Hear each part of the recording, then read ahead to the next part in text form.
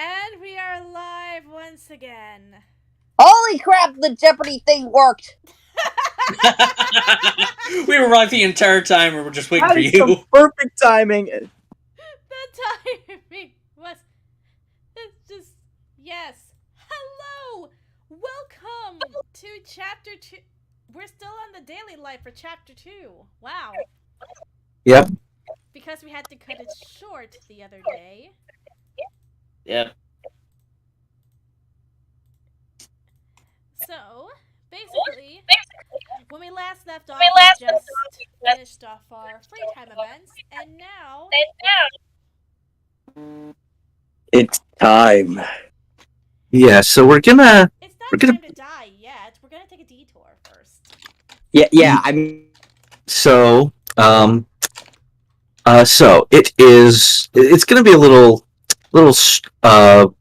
different from the usual turn of events because it is sundown. The evening announcements have just played, and Wisteria, who is in possession of the guy lover's fantasy, suddenly feels a urge to use it. The fantasy being, well, the object itself being a pair of binoculars, and you get a creeping suspicion that now would be a good time to use it.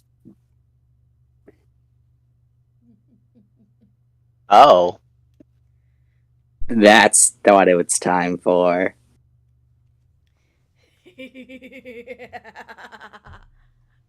I don't like that laugh.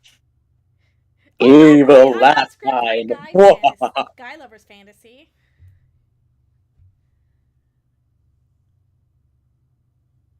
Anyways, So Wisteria, you get this urge to use it, so you can decide to either use it now on your own or invite some of the others to witness it. Richie's gay, right? Yes. I think he might like it. He might. Is Wisteria particularly close with Richie, though? That is true. That's probably up to you guys. Honestly, I think it would be funnier if Richie was just up in the tree because no way am I convoicing with that many people. I let's mean, invite the other girls so that we have something to gossip about. On the one hand, I feel like it'd be funny if Richie tagged along, but on the other hand, I don't know how to incorporate that necessarily. Himself? I don't know. You could just I run into Richie on the way or something. Okay. Sure. Yeah. So this gut feeling that Wisteria has compels her towards the lake, and somewhere along the way, you run into Richie. Wait, you... Hello. Where are you going with that? Ugh, you ran right into me. Going with what? With the binoculars in your hand? Oh, the binoculars in my hand. How funny of you to notice those. Yes. I mean, they look somewhat expensive. I don't want to accidentally break them. Well, I hope you didn't break them, but they don't appear broken to me. Okay, good. Whew. I do not have the money to fix those. Yeah, I don't think any of us do. So what are you doing out here at this hour? Well, there's supposed to be some event that I don't really know if I want to attend because on one hand, guys. On the other hand, no way I can talk to that many people at once. Ah, so that event is happening right now, is it? Oh, I see what you're doing here. Oh? Whatever do you think I'm doing? You're gonna use the binoculars to spy at us. What else could you do? Oh, you actually got that. Yeah. Don't worry, I know the feeling. When you live on a... When you live in the big bustling city, you get people watching a lot. It's fun. Ah, the life of New York. Mm-hmm. I'm quite good with binoculars. I've used them before, though there isn't much to look at out in Iceland. It's all just grass and more grass. Nothing really's there. Irony! Yeah, they should really change that. You guys should really change the name of Greenland someday, or if that's possible. That's not the first time that somebody from here has mentioned that to me. Yeah, it was like a joke in an old cartoon, so I'm not surprised. Well, I'm going off to use these binoculars for uses. You're free to tag along if you wish. Sure, I'm always down with some people watching. All right. That didn't sound creepy at all. No, I wouldn't. So, following Wisteria and her gut feeling, you sort of come to the pathway that sort of leads from the cabins down to a small little bank at the lake. Great for swimming, but you don't follow this path down to the bank. Instead, you go off the trail towards a little spot where you are obscured by some bushes. And for a moment, you stay there, and you wait until you hear some voices approaching. Hmm. Boys. You hear that? Sounds like they're approaching. Yeah, of course. That's the distinct sound of a bunch of people in a group talking. Can't Uh, mistake that. They Good slowly get closer, coming from the direction of the lake. It sounds like, and it has the distinct voice of Dia, Vance, and Antonio. You And man, recognize these voices? Yeah. I Think I do as well.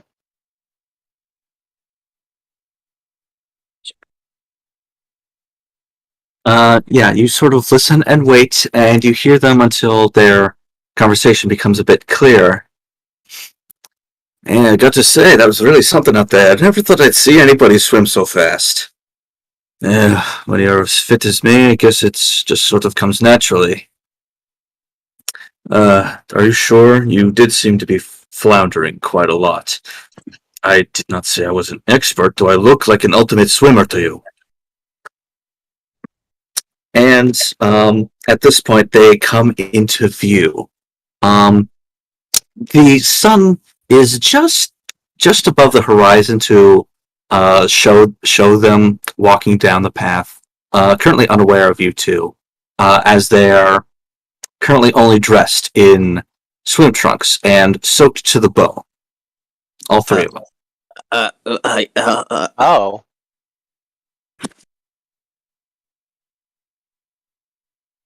Quite a view, wouldn't you agree?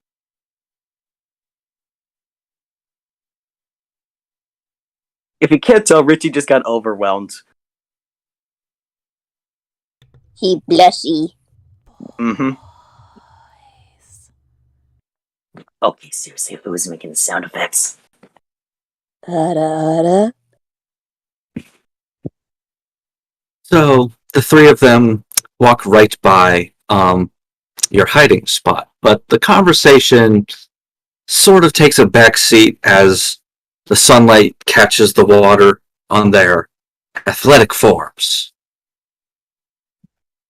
All three of them are, I mean, obviously Dia is the biggest and the brawniest, and that definitely shows. Vance, he is a boxer, a cruiserweight build. Not quite as buff as Dia, but still quite muscular. Antonio doesn't have an athletic sort of talent, but you know, his physique is something to behold.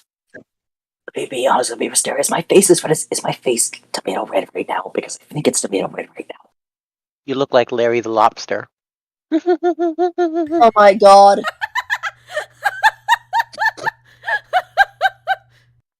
This causes Richie's face to only turn redder as he's tried to hold in the laughter because that's actually really funny.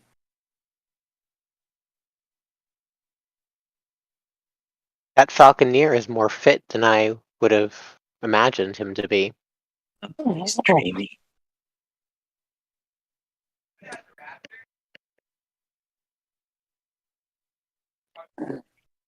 And while you wish that this gorgeous view could last forever, and unfortunately, like all good things, it must pass. As the three of them walk right by, out of view.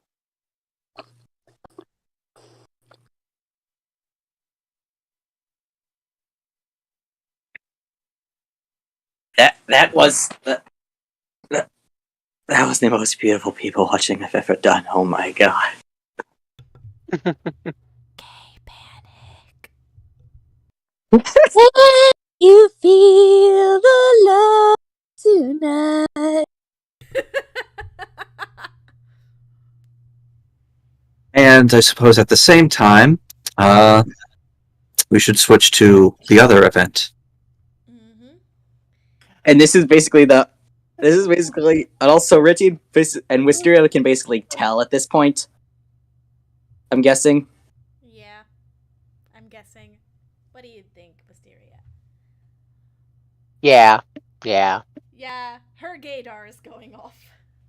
Wisteria knows. Meanwhile, Xavier is wondering what exactly to do with what he got in the gachapon earlier.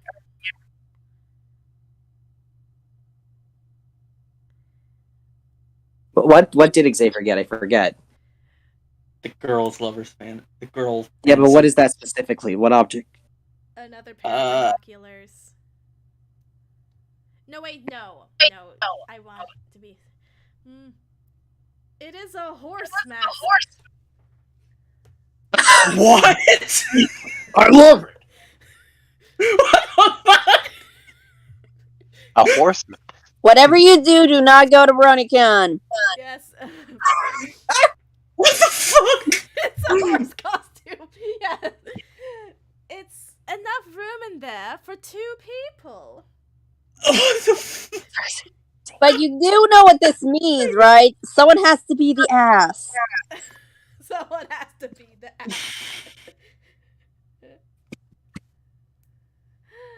Oh boy. So, you find yourself compelled to use this thing by the barn. But you're gonna need to recruit someone to be the ass. Oh.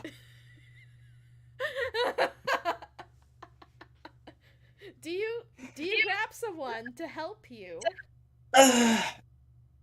Or just be a sad little horse with no ass? Just pull on Mr. Ed.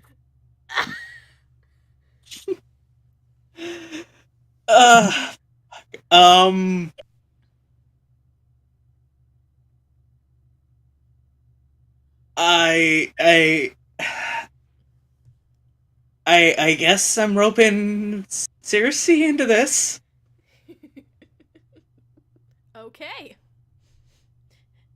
So, Circe, where does he find you with this?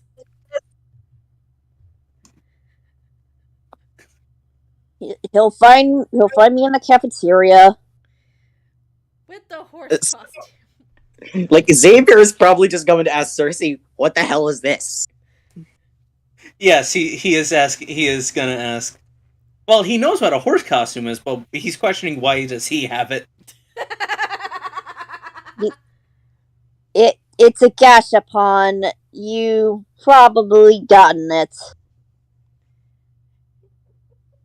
My question is, how do you fit a horse costume in a gashapon? I don't know. I don't want to know. So,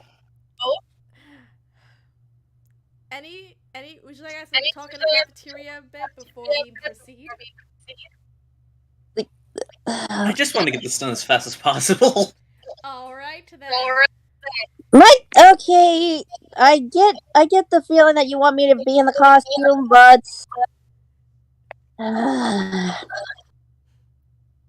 I can't believe I'm gonna ask this question, but I kind of have to. Which one's gonna be the ass? You know what? Why don't we roll for it? Higher Roll for gets the to be ass face. position. Yeah. Higher roll gets Wait. to be the face. Just roll 2d6 and no modifier. Let Bendy go first. 12. Fuck. Wait, 12? Yes. Guess that means you're the face. I thought we were rolling a d6. I said 2d6. Yeah. No, wait, yeah, each of you roll a d6, I mean. Alright, yeah, One try die. again. Yeah, try that roll again. 6. Son of a bitch. It's a 5. Whoa. Oh, that's actually stings. I It's mean- gonna be awkward though, considering the size. So, after you two get yourself situated in the costume, you trek your way from the mess hall to the farm, where Xavier at least sees Charlotte, Grace, and Torrance just hanging out with the horses.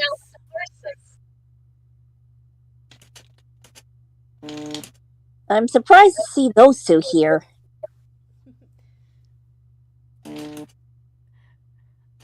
Bonnie's also there, trying to ride one. Wait, did you say Usami? Bonnie.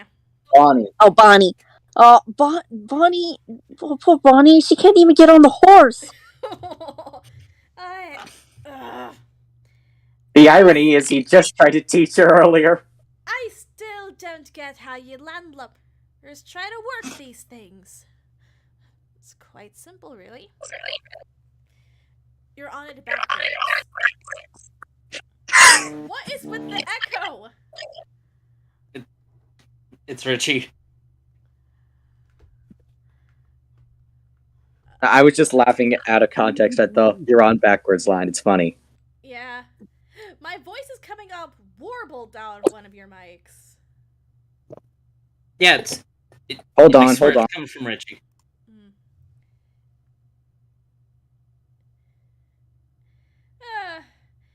Anyway, Grace and Torrance are just brushing the manes of two of them. They're being so gentle.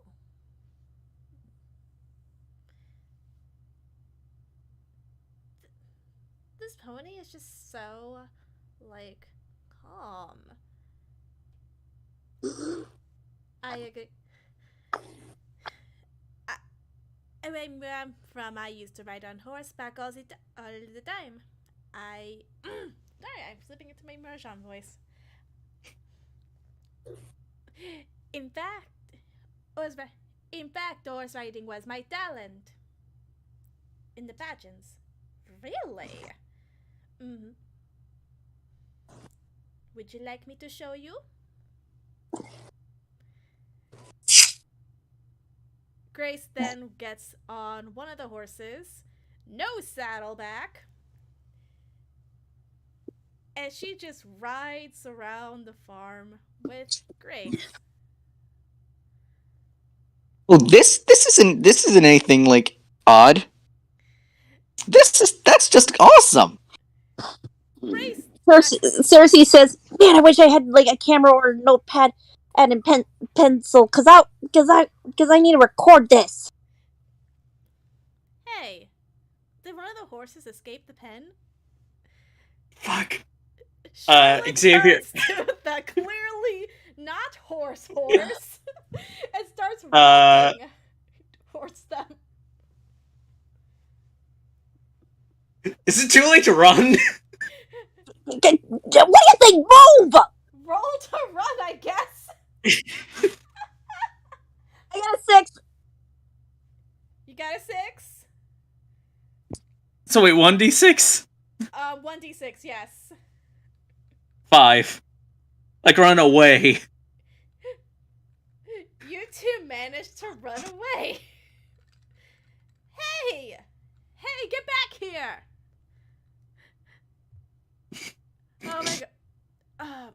Do we have an ultimate cowboy? Everyone shakes their heads. Great. Yeah. I can imagine. One of the horses ran off.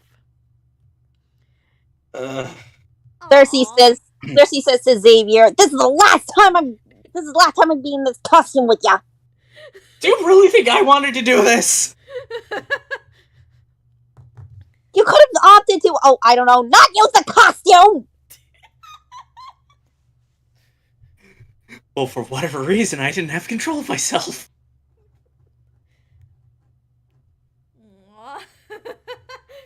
And scene. Did they get caught? like- I had to step away for a second. Okay. I would like to note for the record that I didn't want to do that. Did they get caught? No, that I didn't want to do the entire girls' fantasy thing. Hey, at least it wasn't anything lewd. It was just you get to see cool people riding horseback. I don't care. You get to see pretty girls petting ponies. And it wasn't even as close to as lewd as the guy lovers. Yes. I could have done it without the horse costume, though. The horse costume was there. Oh no! The point of the horse costume was to take the head off and go, "I love her." At least it's not a pair of binoculars.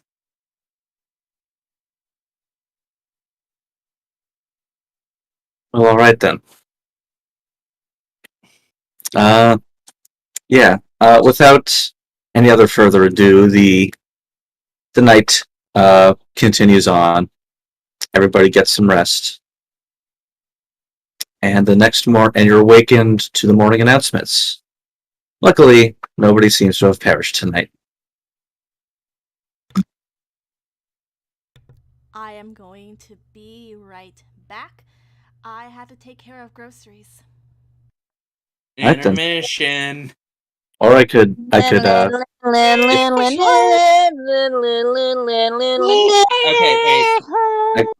Green Hand said he wants. Yeah, is it alright if I just take it from here? Well, she's not here, so she can't answer. So great. Okay.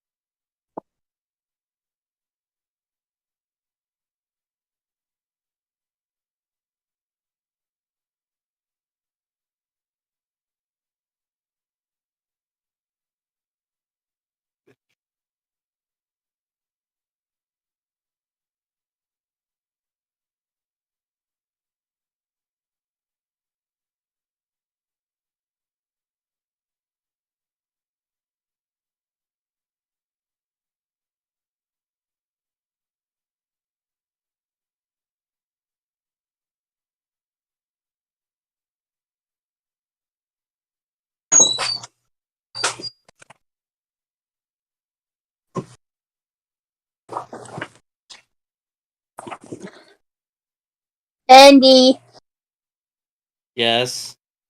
snuggle. Snuggles.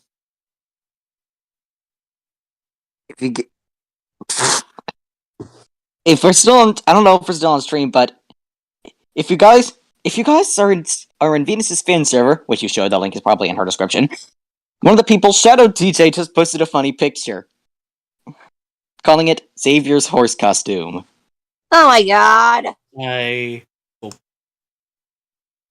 That costume's going into the trash. Screw the trash, it's going in the incinerator. And I am back. Did I Damn it, Oh. DJ. DJ, God damn it, don't stop DJ. being funny. What is the chat doing? Oh Look in no, your DJ server. just posted something in your server. Join her server, it's probably in the description. About Xavier's horse costume. Oh, I never. I never want to do that again. I'm getting rid of that item. You already used Take it it, to the so incinerator. it should be good. Take it to the incinerator. And if I get it again, I'm freaking throwing it into the trash can. Again, throw it in the incinerator. Okay, then. You don't know where the incinerator is. There is no incinerator. Dunt. I'm not going through that again. Anyway, did I miss anything? No. No, because I asked if it was okay if I take it from here, but you didn't answer, You would so... Sorry, Yeah. I had to be quick. So morning starts and everybody meets up for breakfast, I suppose. And breakfast wraps up. Everyone goes to do their own thing. And it is time. Ah, crud. Where's my D4 go? It is time for free time. Yay, free time. Circe, where do you want to go? Wait, me? Yes. When in doubt, gachapon. Alright. I put in 1 bronze coin. 1 bronze.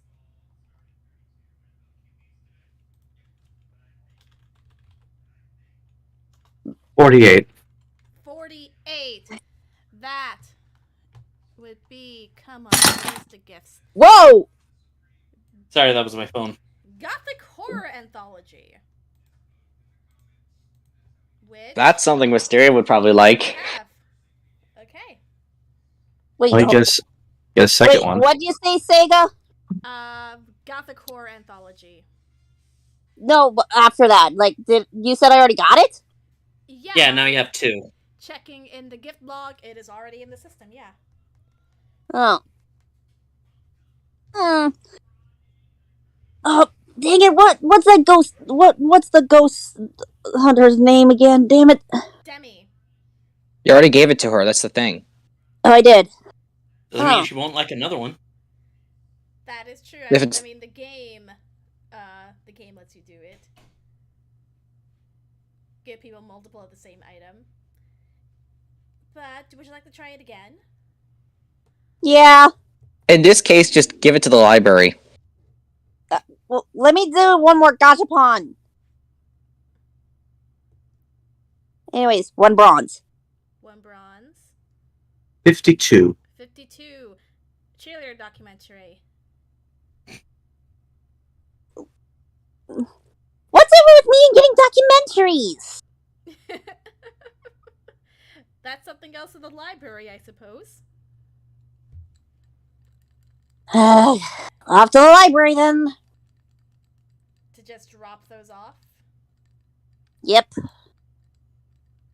And hopefully do a talking with a friend if someone's there. If someone is there, okay. Charlotte's there. Oh, hey, Charlotte. Hey. Is everything alright? Yeah, I just got 2 items that I already gave, so I thought to drop them off at the library. What's up with you? Nothing much. Just doing some reading. What you reading? Wouldn't you like to know? I do want to know.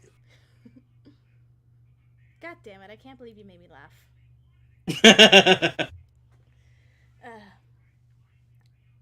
It's unimportant, Charlotte says, putting the book back on her shelf. What you got there? Like I said, the it's a horror anthology and a cheerleading documentary. I already had those and gave them away, so I thought to just give these to the library. Honestly, I wouldn't mind taking a look at that horror anthology. Really? Okay. Here you go. Thanks. Don't worry, I'll be sure to place it back on the shelf like you intended. Well, I mean, they're technically not registered in the library yet, but Damn it. I just got here. What do you expect? It's alright. So,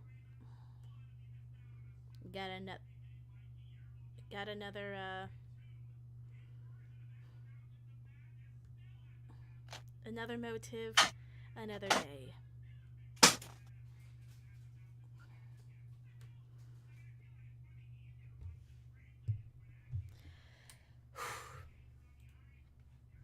Wait, what? Sorry, I spaced out. What'd you say? Just thanks to that bear. It's Sega? motive time, I think. Sega? Sorry, my mic. The Venus is gone! Can you not hear me? The Venus is gone? Hmm.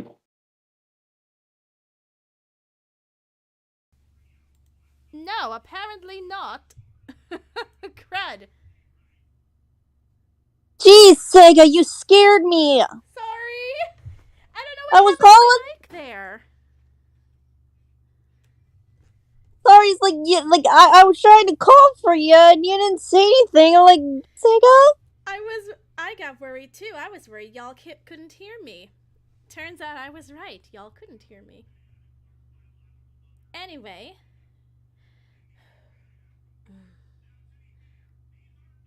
Another day, another motive, I suppose. Yep.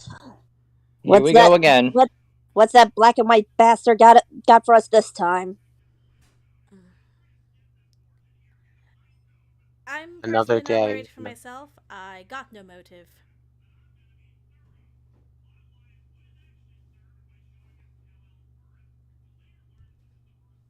Right, they need to give us. Right. Out of context, I think we got the motive last time. It's like all our families are in danger, yada yada. Yes. Yeah, it's like someone important. Missed the opportunity for the best possible joke of the whole session. What? Another day, another nickel. Nickel! Look at this photograph. You know what? You can have your nickel back. Oh my god, Bendy! Look at this bad joke. Anyway, Every time I shall do we it makes me continue with laugh. the scene? Yeah, let's go. I got nobody waiting for me. Oh. And Circe literally ain't got no body.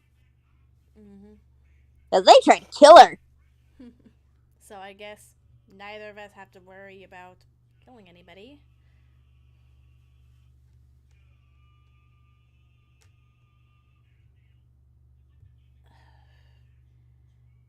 Great, now I got that song stuck in my head.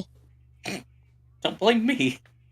No, it's like, no, I meant the one with ain't got nobody and nobody cares for me. That one. You know what? I kind of want that to be part of the scene now. Like, Circe just gets Charlotte to get a song stuck in her head. Like, oh no. Ain't got nobody She's trying to and stay nobody stoic, but she for fails. me. She starts laughing. Damn it. I mean, it's true though. You really don't have anybody. I mean, my family tried to kill me, so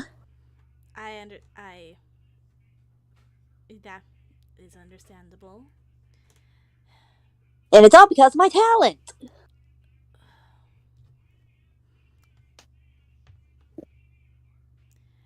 I take it where you're from, witches aren't necessarily welcome. It's not so much where I'm from, it's more of my family's, well... You know what? I'm your family now. Really? Yeah. We both have no one. Why not have no one together? That's true. Thank you. Like, she says as she's tearing up. Charlotte just gives her a hug. She hugs back.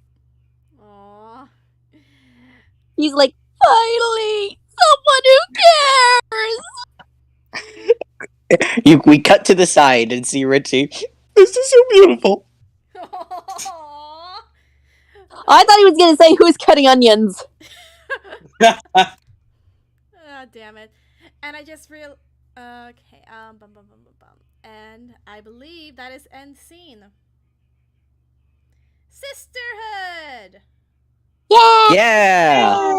Yay! Next event goes to Wisteria. Oh, it's that time already. Okay. It's that time again. Let me look at the To make fun items of I the Disney have. Channel? To make Yes, Fox it goes censors to the Wheel of cry. Morality. Wheel of morality. Turn, turn, turn. Tell us the Tell us lesson that we should learn. learn. And today's moral story is: don't get attached. Yes. Alright. It's saying it around, so that's probably it. Alright, Wisteria, where do you go? Okay, well, I am looking at what I have. Those were used. Okay. Um.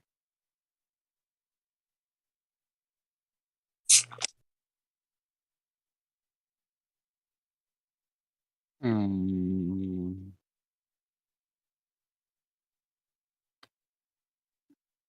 I have like a bunch of items that I can't really think anybody would want.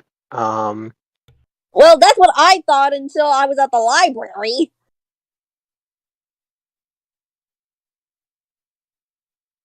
Maybe So what is it? I was gonna say, so you never know who actually wants something. Yeah, that's true. Um. Well, I have a bag of stuff. Maybe I'll go drop off that one gardening book I have, Invasive Weeds and Where to Find Them. I might just drop that off at the library. And painful memories. Yeah, I don't have use for it, so I might just do that. Technically, besides the book reader, I don't think anyone has. Mm-hmm. I think at this point, Charlotte and Circe had left. Yeah. Greenhand, do you think anybody's at the library? I think Lawrence might be. Oh, Lawrence might be. Okay. Yeah. Well, I head over to the library with the intention to drop off that book. And I guess I run into Lawrence. Yeah, he is. He's currently sitting at a desk, nose deep in a book. A bit unaware that you're actually there. I make my way over to where I intend to drop it off. Oh, hello, Lawrence. Miss Wisteria, hello. Didn't expect to see you here. Didn't expect to see anybody here. Well, I mean, it is a rather thin library, but the volumes in here are quite interesting. You I, don't say. I mean, a lot of these books do seem to be written or catered to our specific talents. So, of I've course, gotten around to reading a there are a couple of archaeology things I'm a little interested in. Mm-hmm. I've gotten around to reading a couple of mine. I'm surprised at how accurate and detailed the information within them is. I mean, there has to be some books out there that are pretty thorough. I mean, only makes sense. Thorough and specialized. Speaking of which, I'm actually here dropping off a book. Um, Invasive Weeds and Where to Find Them. I think we know which person it was intended for. Uh, yeah, that's.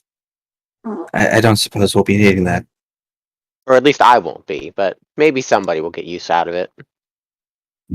Perhaps. Well, I drop off the book. So, are you just reading a archaeology book you found off the shelf? Uh, yes. Well, more of a history book that falls into my field as well, I suppose. He sort of shows you the cover, and the title is something along the lines of "The Ancient Cities of the Indian Subcontinent." Ah, that's quite interesting. Yes, I suppose it is. There's a lot of places that haven't been touched in a very long time, and have a lot of cultural value to the locals. So that these sort of things are of interest to an archaeologist. The Indian subcontinent's been one of the most continually inhabited places for a long time, so I imagine there's quite a bit of stuff you can read on that. Indeed. Well, I hope you have fun with that. It was good running into you. Uh, yes, thank you. Nice seeing you. Right, then I leave. Okay. All right. Richie, Hello. where to? What do I have in my items? I forgot. Hmm. Let's see. Bum bum bum bum bum. I'm a dumbass for just listing them and not listing who has what. Let's think you can change track that. I think you might have gotten one free Monomi massage coupon. Yeah. Not doing that. I mean, I don't even know what that is. It's a But massage in for that- Monokuma. In that case, I'm just gonna do the capsule thingy. We're gonna do the. Gachapon. We're gonna go to the gachapon at the schools at the campus. Yeah, he still has a hard time talking about Gachapon. He also still has a hard time calling about Gachapon because everybody else he knows called it a capsule when he was growing up. Anyway, how many? 1 bronze for now. 1 bronze. 60. 60 gold leaf katana. Damn.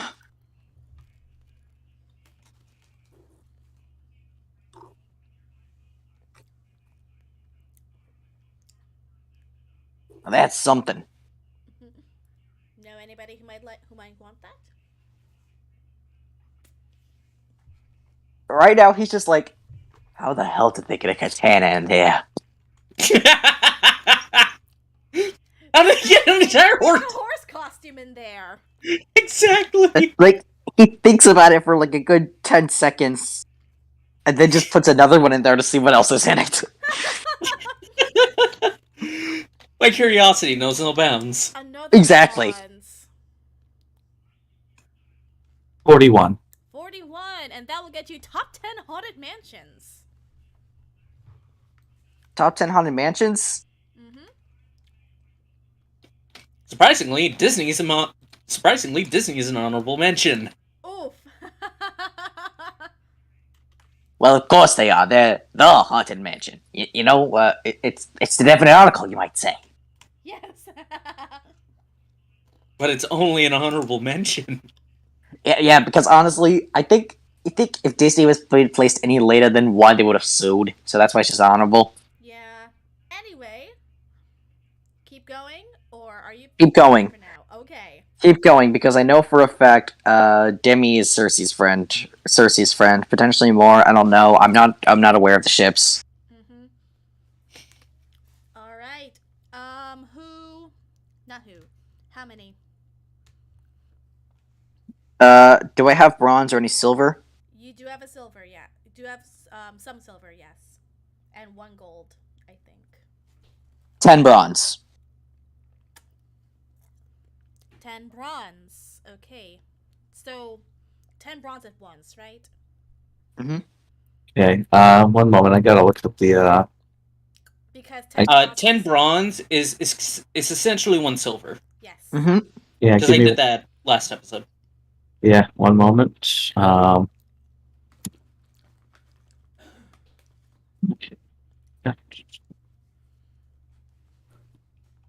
Uh, 22. Sounds of the ocean.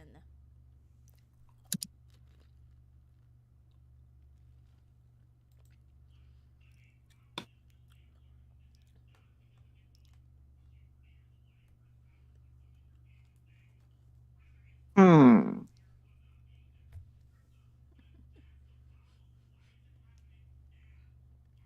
I can tell who the haunted mansions would be for,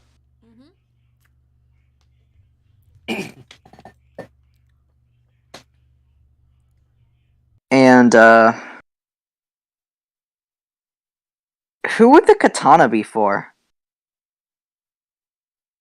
Or would it even be like specific one and just like a general gift?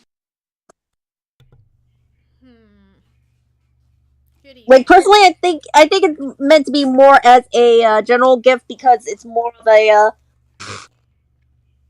reference to the first thing in Rob. Yes, I Yeah. know. I know. True, yeah.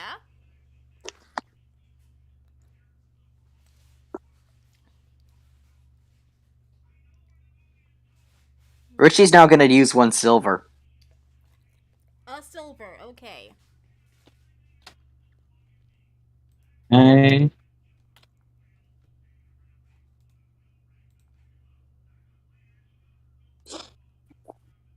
Uh,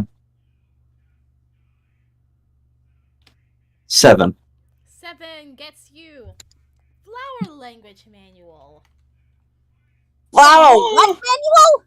A Flower language. Flower language? Yes. Certain We cut to Richie. flowers. Certain flowers actually have certain meanings. Oh, that's what they mean. Yes, not We cut to Richie. flowers. His face is blank. We then hear the word merci. Aww. Ah! Yeah, that's right. We gave this kid PTSD. Oh no. Mm. I'm gonna drop this off at the library. Okay. Do you? Let's see. Do they find anybody at the library? No.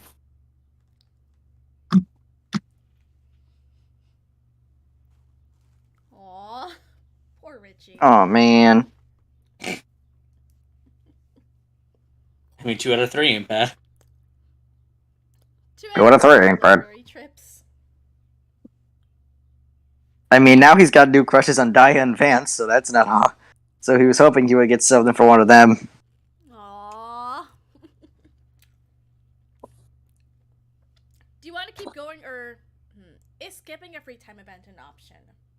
Yeah. Yeah, Xavier did it. Why wouldn't it be? Okay. Then would you like to skip your free time? Me? Yeah. No. Okay. So, what would you like to do now? Well, since I'm here in the library, I might as well check out some of the other books on drumming. Ooh, they got Buddy Rich.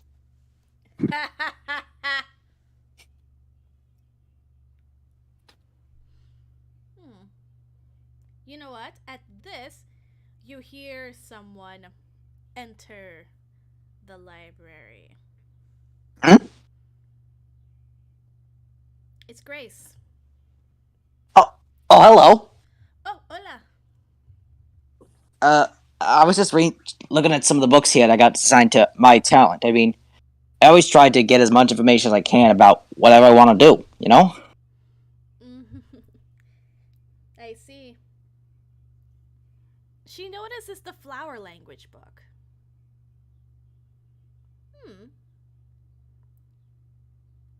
You see that too? Mind if I take a look? Sure.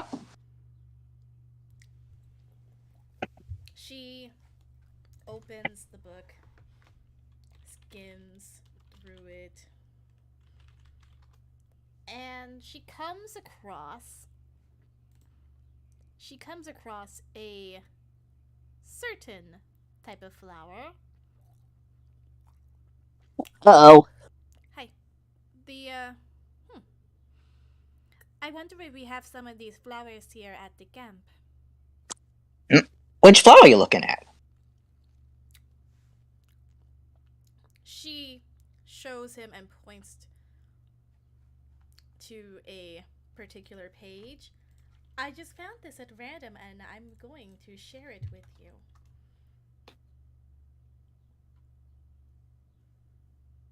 Oh. Have you ever been in love before? Ah. I'm not very lucky when it comes to love. Not just because I have there's no easy way to say this, I'm gay. Me too. But also I'm just horrible at conversation. Mostly the horrible at conversation part. Well, sometimes when you lack what you want to say, according to this book, you can say it with flowers. I could use some Christmas roses right now, to be honest. Same. Very much same.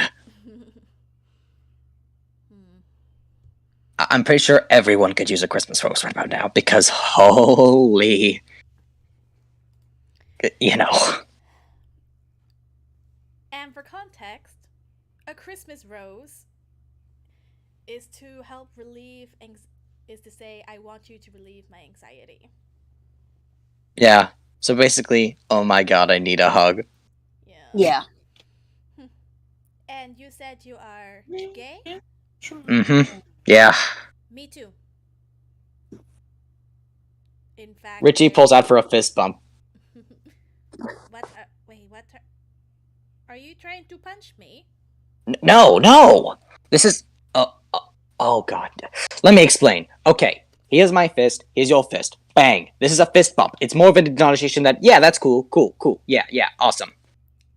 It's more of a denotation like, oh yeah, I agree with that, that's cool. Okay. Do you have any crushes? Honestly, yeah, but I'm not really comfortable saying them right now because, well... The first person who I had a big crush on here ended up being taken already. Oh, I am so sorry. It's fine. It's fine. They offered to be my wingman for any future things, so it ended up working out okay-ish. The person I have an affection for, thankfully she is still here. Was this someone from back home, or are they here? She is here. Well, I figured I can do what he did for me and have to be a wingman in some cases. No, it'd be very funny if it turns out that the person I am into is the falconer, but no. I did. Wait, you heard? No. Wait, are you into him? Yeah, that was the voiced one. Oh. Like I said, I am into women, and there is a particular one who is here, and I am not exactly sure how to approach her. Try to, describe what she's like. I can maybe help you out. She is in my cabin. She is quite peppy. She can come off as a little harsh. Okay, I immediately know who that is. That's Torrance, isn't it? Is it that obvious? I kind of become really good friends with her, so I know her pretty well. Which means I can absolutely help you. You really think so? Of course. Underneath all that, she's a truly good-hearted person. I'm sure she'd be elated to have someone like you. Gracias, Richard. No problem. And scene. Xavier. Friendship! Friendship. Friendship. Okay. I'm gonna go to the gachapon Okay. and put in. Let's do 10 copper All right, 10 bronze. How? or bronze. 26. 26 is the down scarf. The down scarf. Yes. Just a Yeah. soft scarf. As in made of down feathers. Mm-hmm. Let's do 1 silver.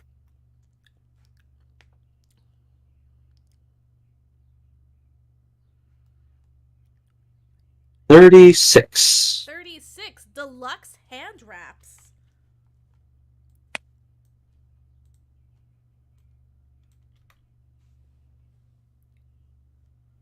And I think you used your gold already. Yeah. Let's do 10 more copper. Okay.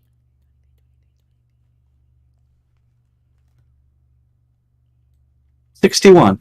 61. Stuffed bear.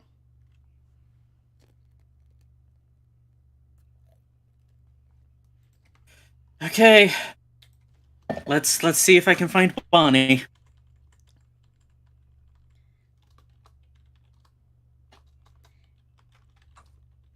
For once, she's not in the library.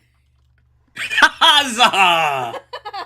I break the trend. You break the trend. Horse is broken. Hallelujah.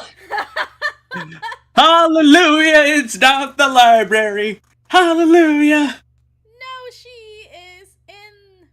No, she's not in. No, wait. Yeah, she's in the mess hall. Okay. I just had an idea. What? Could the cookies that Xavier got be counted as gifts? Sure. If you want them to. Xavier sits next to Bonnie and says, "There you are. Hi. I have expected you to be in the library." Now, why would I be there? Gut feeling? I have been getting Yeah. hungry. He opens the cookie tin and places it between them. And how about we have some cookies? These came from your granny, right? Yes. Yes, they did.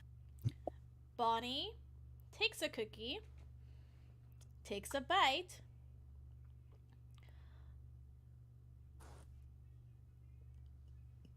Why am I nervous? 'Tis gold. In a sugary pastry package.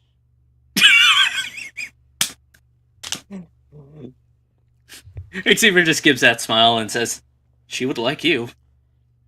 You really think so?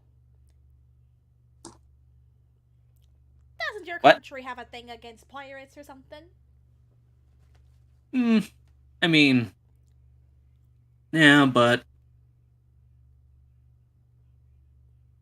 I kind of That have a doesn't mean soft. someone can't appreciate you. I kind of have a soft spot for beautiful ones. I'm beautiful, aren't I? He nods. Oh. Well, I appreciate it. You scurvy dog.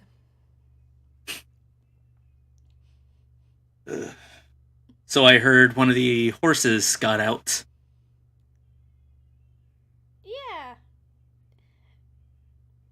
Couple of us were at the ranch, petting some of the horses. I was attempting to ride one on my own, and we saw one outside the ranch. And it just ran.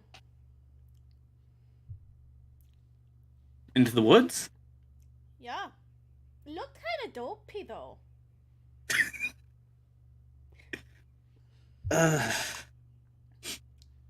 Maybe it could have been two people in a costume. Now, why would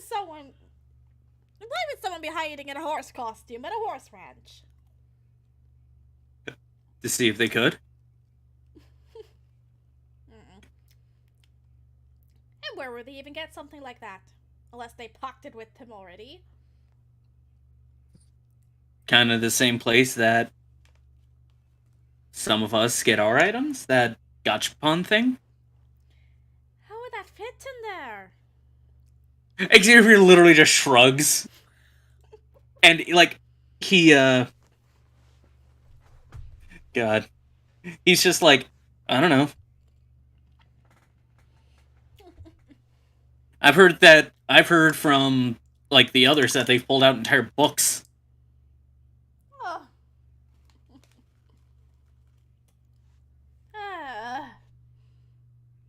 Still, these cookies are amazing. If my grandmother were here, she would be teasing me and say, you're a keeper. Well, I'd hope so.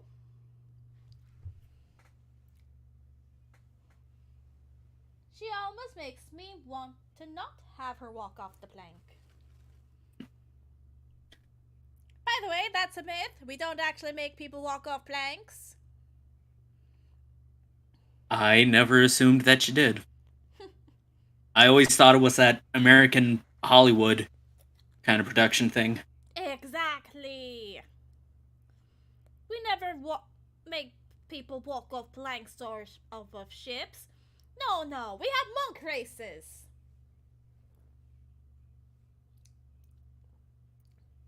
That almost sounds worse. Although, to be honest, I'm surprised I'm not a master horseback rider already. I've ridden a monk before. What? Nothing.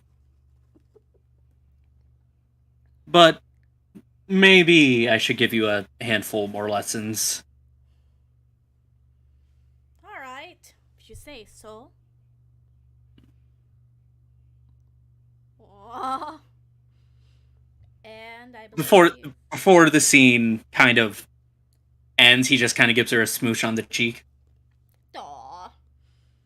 Alright, then. So that is the scene, then. They're quickly becoming my OTP. Aww. So,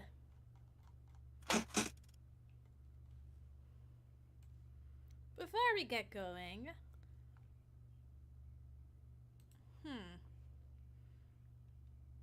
where is the thing? I am trying to, there we go, trying to cross off events.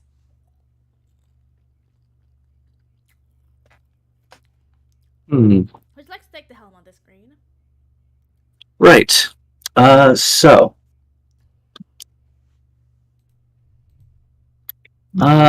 It is about noon. Perhaps some people have already gathered for lunch.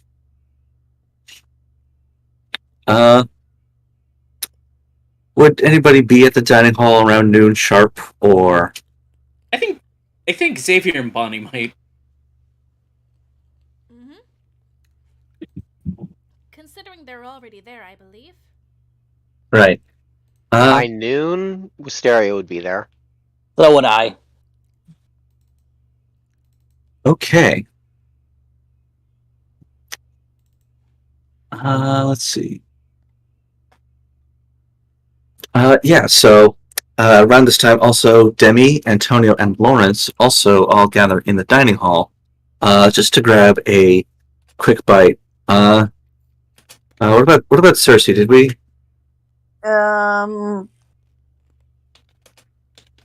I think that she would be in the dining hall too. All right, sure.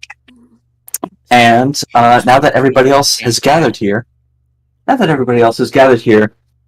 a familiar springing sound resonates out. One day I'm gonna figure out where all those holes are. Okie dokie, looks like everybody is here. Let's see, that makes 13 now, right? Well, I won't hold you up any longer, so here we go, the Monokuma file. As you all feel the little ping on your student handbooks as the file gets uploaded there. Circe Xavier- opens up the file. All right. Syria does the same. Alright. The Monokuma file reads, Victim, Daya Ishihara, the ultimate bodyguard. Body was found in the remains of the farm. Time of death, 12:18 p.m. And at this point, a little out of character moment, just to state something. From now on, the Monokuma file will be the only truth bullet that we, the DMs, give you. Which means every other piece of evidence that you find is something that you're going to have to record for yourselves. Ooh. Oh boy. Oh, jeez Gotta Louise. take notes. Yes. Notes will be taken. The We do truth this every bullets. other week. Yeah, the truth bullets should be available for all of you to add on to. Yes, Well- I believe so. Also, you might want to change that file to be number 2. Oops. He's still This in file's this. about as And- barren as I expected it to be. Also, it still says Gardener. God damn it! I am trying to be damn. There. Finally. So. He's still I in propose there. we begin the investigation. Any objections? No. No objections. No objections. How the hell? Perfect. Now, I myself was in the dining hall from noon to the time the body discovery announcement was, and I know A good amount portion of you people were as were, well. so So a good what portion we of should people do, were, so that's somewhat solid alibis. One person at a time. yes, somewhat solid alibi. So we should definitely keep record of who was in the dining hall at that time. Exactly. Me and So who was there? Xavier speaks up and says, "Me and Bonnie were." Me and my cabin were. That would be Lawrence and Antonio. And I just got into the dining hall. Okay, so that would be Xavier, Bonnie, myself, Lawrence, Antonio, Richie, and Circe. I was also with Lauren. No wait, wrong voice. I was also Lawrence and Tanya and I were hanging out, were walking around together to the mess hall. Oh yeah, Demi was there too. Yeah. Demi was there as well. All right. Anybody else I'm missing? For what it's worth, I believe Charlotte, myself, and Torrance are also in the clear. And what puts you in the clear? The 3 of us are the ones who discovered the body. Just because you discover a body, that doesn't mean. That doesn't mean you're out of the woods. You're fine to It think never. that. You're fine to think that, but if you can't figure that out by the trial, then I will just have to explain it for you. Charlotte's getting heavy. Someone help her, please. Shit. Sorry. Xavier. Xavier runs up and helps Charlotte up. Yeah, ow. Fuck. He kind of just picks her up like a like a princess, so that she's not putting any weight on her clearly injured ankle, I guess. Yeah. Also, out of character question, who character said that they're who became a sisterhood with Circe again? Remind me. Charlotte. Is that That's the injured one. okay? Making sure I have a lot of names to remember. Okay. It's okay. It's fine. It'll get easier the more we continue. Yes. Ouch, that's dark. God damn it, Sega! Good. Charlotte. And then memorization will be easier because you're hearing them more often. You're the ones who went dark. Anyway, Circe goes, Charlotte, be careful. You're still technically injured. Someone get him out of there. Please. We're Out of trying our context, best. I assume we just put the truth bullets ourselves into that section. yes. Okay. Yeah. All right. Well, You will have put that one there. before the trial begins. You will have a moment to sort of clear it up. Yeah, go through it up, clear them out, codify everything, make sure you have everything straight, and then that's yeah. But it's whatever you want to write down.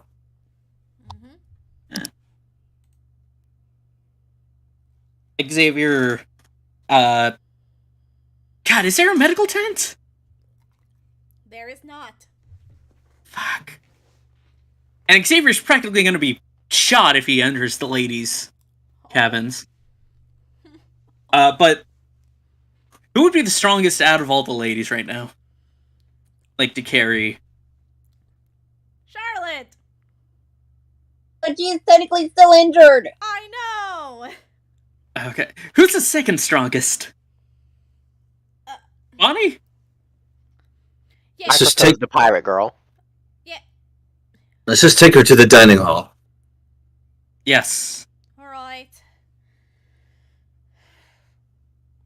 I'll go with. Okay. I guess since we're splitting up, so we will sort of go through everybody's turn to see what they want to do for this investigation. I'm gonna put down Friedrich's account as well. He said it was him and who were the other two that discovered the body? Torrance and Charlotte. Okay. Torrance and Charlotte, yes. I'm gonna talk to Charlotte to see get an alibi. All right. Maybe we should roll to discern an order. Yeah. Just roll the d4. Yeah, Sure. D4. I got a 6.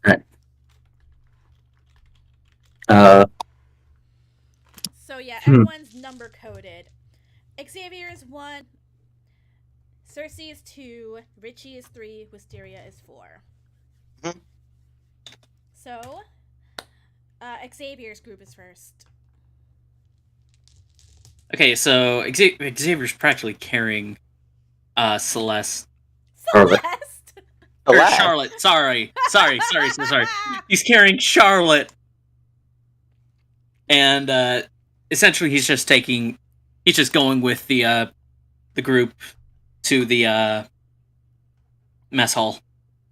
Right. Yeah.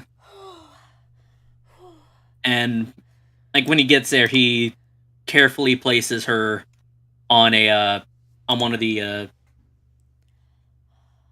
One of the tables? yeah, one of the tables, because I was thinking, like, would it be better to put her in a chair or on one of the tables? Yeah, like give her something to elevate her ankle. Yeah, he actually What? he the actual physical tin, he wraps it in the down blanket? yeah, in the down scarf, and then like carefully puts it underneath Oh, her. thank That's you. Basically clever. to elevate it. That is very clever, yes. Okay. Interesting. Thank Yeah. you. Not a problem. What happened? Dia and we were meeting in the barn. We were just talking. And then suddenly we heard the barn start to collapse. I managed to make it out. Dia wasn't. I just couldn't help but sit there outside the barn until Charlotte and Friedrich arrived. Torrance and Friedrich arrived. Damn it. Oh. How did your ankle get hurt, though? I sprained it trying to get out.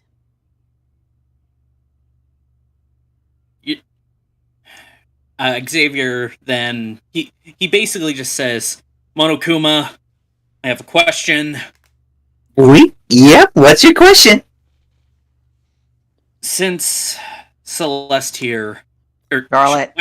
Charlotte. Since Charlotte here can't stand on her own, would she still need to go to the trial? Of course. Showing up to the trial is mandatory. Just because your foot doesn't work doesn't mean you can't show up.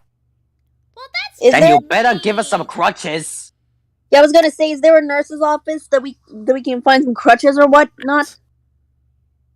I mean, look around. You're in the woods, aren't you? Just find a branch or something. That's not acceptable. She needs a proper splint. I'm right next to Charlotte. I could support her. That'd be much appreciated. It would. Xavier, you are potentially the nicest person I have ever met. Thank you. My grandmother didn't raise a jerk. God damn it! I almost want to cry.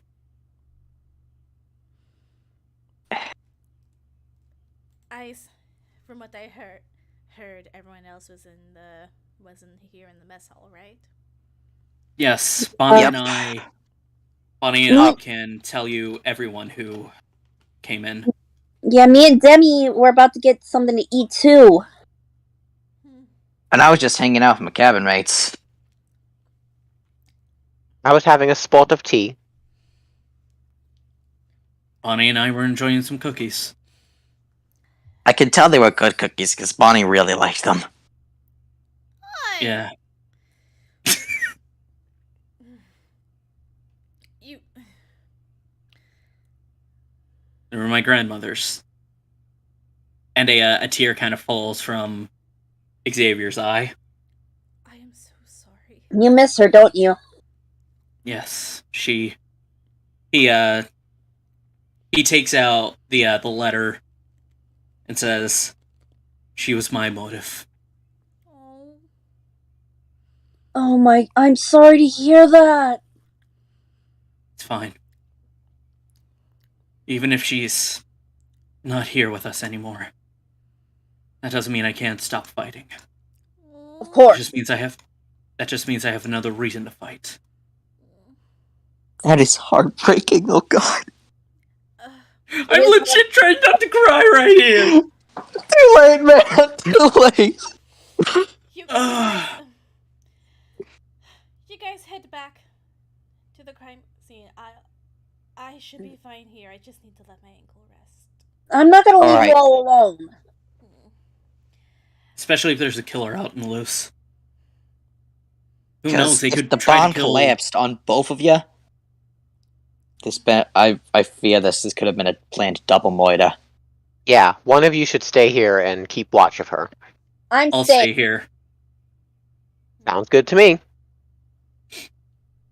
Yeah, Circe's also staying because, like, she's technically Sisters. family. Yeah, and well, She just got this family. She ain't losing it now. Hell yeah. actually, Xavier will give Circe. Look at you. He gives Circe the signed football and says, "If anyone tries to attack you, throw this." You're really gonna throw aside Joe Montana football? Yes, It's the only way we can defend ourselves. Like, without when murder. when push comes to shove, you gotta use whatever you have on ya. Yeah. Also, if Yeah. Xavier gave them his sword, technically that would be another murder. So the football Yeah. at least would potentially just- stumble them. I'm just jealous that's very rare. Look, if Circe doesn't need to use it and gives it back to Xavier, he'll give it to Richie. Aw. No, don't give that to me. Put it in a museum, damn it. Yeah, he's gonna give it to you to put in a museum. Fight. Anywho, Xavier leaves with the others, leaving Circe and Charlotte. Mm-hmm. And- Alright. Stereo Actually, also is a- left. So, Yeah, that would be. back at the scene of the crime. The Daya's body is still under the rubble. You see that Vance is trying to sort of dig it out, getting all these like heavy wooden beams and like bricks out of the way. He's working on his own, so he's already tired. It's just, yeah, this would go faster if somebody would help me. When Xavier gets there, he doesn't even stop. He just walks over and starts helping. Richie does the same, even though he's probably the weakest of the three. He's still trying to help. Try not to disturb the body too much. No promises. No promises. This is not the most delicate of things. Looks pretty disturbed to me. It could mess with the autopsy. Wait, you can do an autopsy? I'm a coroner. It's only natural I can. Xavier literally says a building fell on top of him. I don't think we need an autopsy. If only we had enough time, I could probably pinpoint exactly which part of the building was the cause of his demise, but... Like, that would help. Time doesn't seem to be something we have a lot of. In that case, there is one part of the wall that's still standing. The barn, I mean. Sort of. You go around to the back of the barn, the rear end, and you notice a lot of the wood has been rotted. It appears to be the cause of the collapse, but you do notice some scorch marks on some of the fragments of the wall. This wasn't rotted and scorched yesterday, was it? Rotted, It was definitely yes. rotted, yes, but... Rotting, yes, but... Scorched, no. Puke again. I just got rid of it. God. Why does it have to be fire? Why does it always have to be fire? Oh. Seems those lighters have been doing more bad than good. Okay, yeah, so is there any particular parts that you guys would like to look at around the crime scene? Can I inspect the body closer? Sure thing. We gotta get it out first, but... Yeah, let's look at that, I let's think we almost got it. yeah, let's start with that first. So eventually Vance clears away enough rubble to confirm that you do see a large, bulky frame with Daya. His head is covered in blood, his own, and you don't really need to perform a major autopsy to know that he suffered a blunt force trauma. It's actually kind of hard to look at. Is the bloodiest part of him like his head, or is it just a bloody mess all over? It's kind of all over, but it definitely looks like he took a blow to the head that did him in. Okay. Is it a blow to the head? No, never mind, because the building was collapsing. Best assumption, but I don't even think we can afford to make those.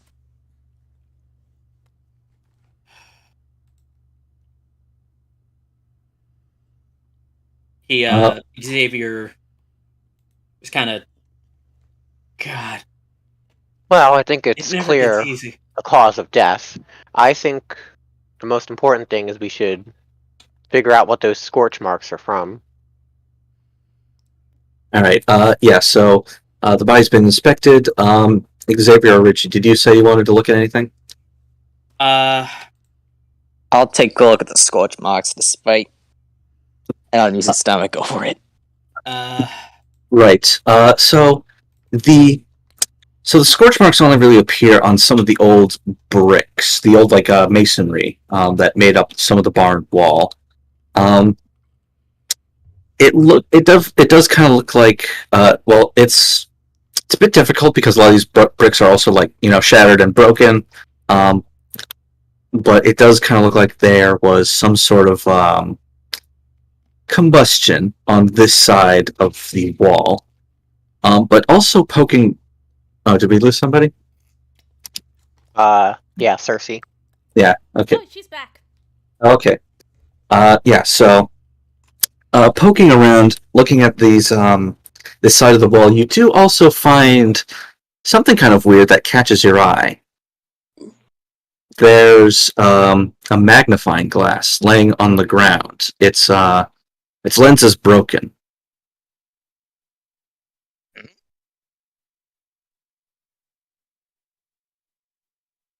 Oh no. I hope this wasn't what it's used for what I think it was used for. That would just suck. Xavier walks up. What did you find? Magnifying glass. If there's one thing I know most people use the magnifying glass for, they point it up and reflect and make sure that light goes through. Magnifying the sun's rays. One other detail is that you do notice there's a little strip of tape wrapped around the handle. Well, not wrapped around, but like stuck to it. Normally people would use those to burn ants. Anything that can be Well, we boined are, will man. boined. Will be boined. That's the thing.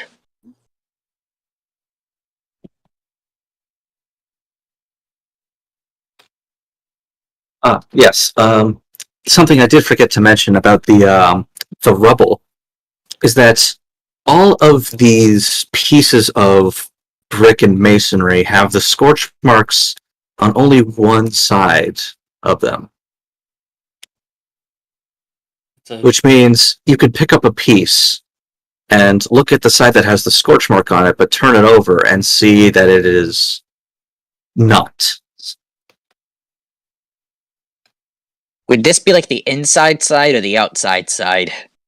It's a little hard to tell given how it's rubble and it could have easily gotten like jumbled up and stuff, but that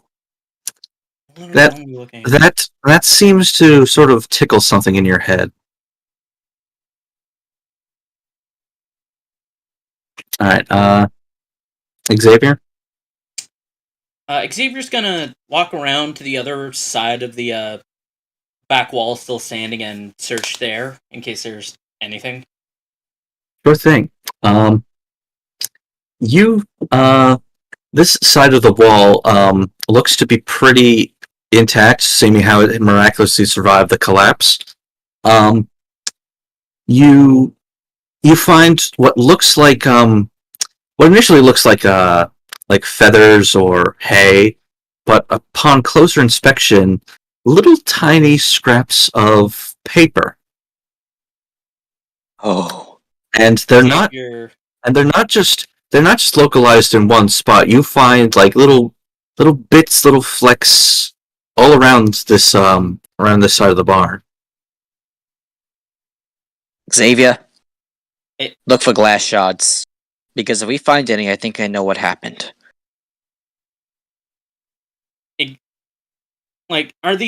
Is there anything written on the paper? No, it's Okay. it's pretty scorched. Miraculous that it's still in any pieces at all, but they look unmarked. He's just gonna pick up all of these little pieces of paper and just,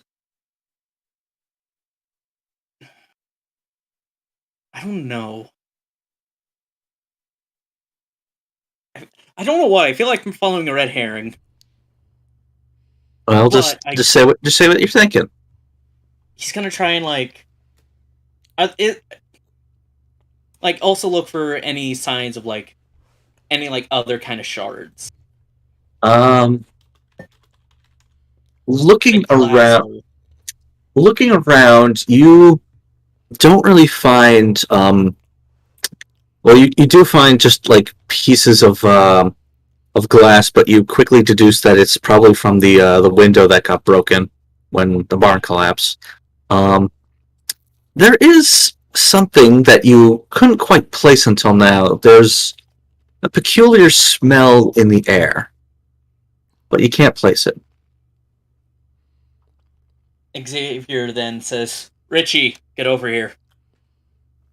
Mm-hmm. Smell. Doesn't that smell familiar? Yep. Would Richie know what it is? Maybe, but we'll just say that he also can't place it. I have a good idea that it's some sort of. That is definitely some sort of flint, like a flat, like some sort of combustible.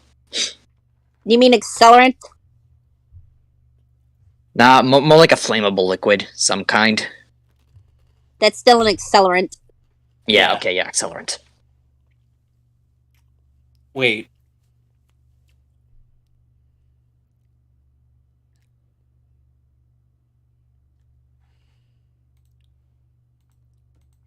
What about the Arts and Crafts Center? What about it? We have unmarked paper here. What if it came from there? That's probably the easiest place one would get unmarked paper. That's probably the easiest place someone could get what they need to build. What I think it is. I hope it's not. But it pray probably it's not. is. Xavier's gonna do a quick search of the Arts and Crafts Center. Okay. Is anyone going with him?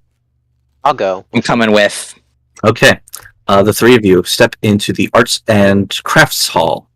It's the lights are off. It does kind of seem to be a bit messy in here.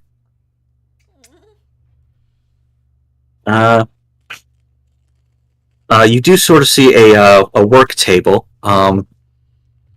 That's sort of at the back with that does seem to have like bits of string and paper, similarly to what you found at the barn.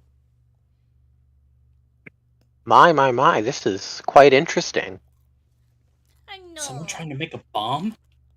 Why did you use the Arts and Crafts Center for terrorism? Not a bomb. I think this was a Molotov. You sort of look around. Richie, you find a trash bin, like a paper waste bin. Mm-hmm. The inside is filled with what looks like classic rocket fireworks, like the kind that you expect, but they all seem to be hollow. Oh shit. Gunpowder. Whoa. That was a Molotov. Crap. Or it could have just straight up been a bomb and not a Molotov. It probably looked like some sort of Molotov. Plus, I live in the city. It's New York. These things happen. If there's anything else anybody would like to specifically look for, now's your time to say so.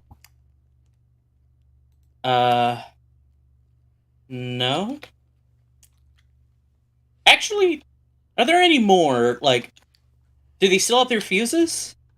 You don't see any fuses attached to the fireworks in the waste bin, but you do find a large spool in the closet of unused wick. And, well, not unused. It's it is a big spool of wick. Oil? Yeah, just a coil. Yeah. Mm-hmm. In other words, that cord. Yeah. Kinda, yeah. And to think, he pulls out the wick. I think we found what could have been the fuse. Yep. The place got bombed.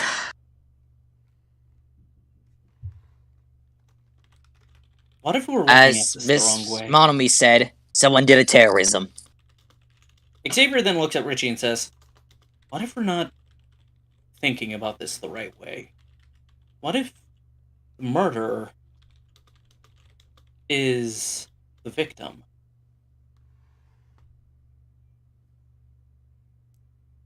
In that case, why would he? In that case, we would just be able. We would be able to just say, In that case, this would be so much easier. Not exactly. Wait. I never had someone try to do themselves in before. Just think about it. How would you be able to get in, light? He literally just crumples up paper and sticks a wick in it, and just like acts like he lit it. Like, light this full of gunpowder, and then be able to leave. Well, as much as that is a You valid point, accusing that should Charlotte be, here or Daya? I don't know. I have doubts that it's Daya, distinctly because this was too well thought out, I think, for What if him the to intended mess it target up in the was end. Charlotte? Or what if Charlotte was the person who orchestrated this? That's a Both are possibility to keep good, in but mind. for now, I say we find more evidence so we can actually properly formulate some of these theorems. Yeah. Also worth noting, though, it isn't set in stone. Either one of them is the culprit. Them both being there ran the risk of them dying. Yeah, honestly, it could just even be someone who was just happened to be there, who's planning this, so, oh boy, summoned a moida, and lit the fuse. Speaking of which, we still have to do interviews with the people that weren't in the dining hall at the time. That would be, Well, myself, Xavier, Bonnie, Richie, Lawrence, Antonio, Circe, and Demi were there, so anybody else who wasn't. so that be would interrogated. be Torrance. Friedrich, Mm-hmm. Vance, And Charlotte. Charlotte And was Vance. talking to Daya. Vance and was on the Grace. freaking toilet, so, Yeah. Wait, what? Grace, Friedrich, Vance, Charlotte, and dang it, who's the other one? Grace, Charlotte, Torrance, Friedrich, and Vance. Those Yep. 5. So those 5 we need to interrogate, because the Charlotte- culprit would most likely have to be one of those 5, as the rest of us have a pretty solid alibi. yeah. Xavier thing says, well, Charlotte did say she was talking to Daya in here. But what exactly were they talking about? I don't know. I never asked. Well, it's Maybe probably Circe something we would should know. ask. Yeah, it'd be better if you pressed more information out of her. They should know that Circe's with her. Yeah, Xavier literally said Yeah. Circe is with her. If anyone's probably gonna talk, for all we know, she could have just been talking to her about the whole thing right now, and this would all be pointless. Wouldn't that be funny? Yep.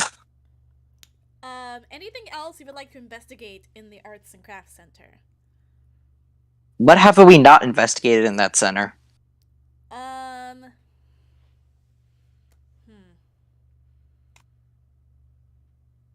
There is a little instruction manual pamphlet thingy. Also in Richie goes to- section. Richie notices it and looks at it. What's the manual for? It is an instruction manual for a paper towel tube castle.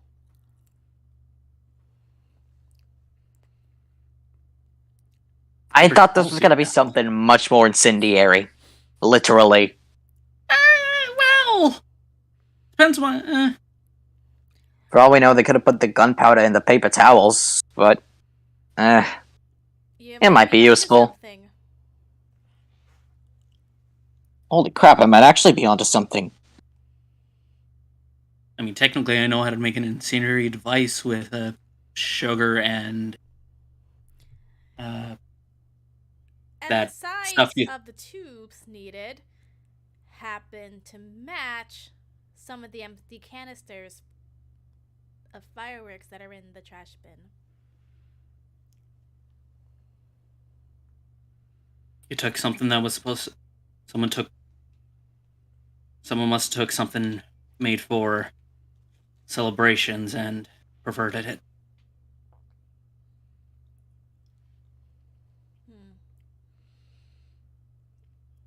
That's a shame.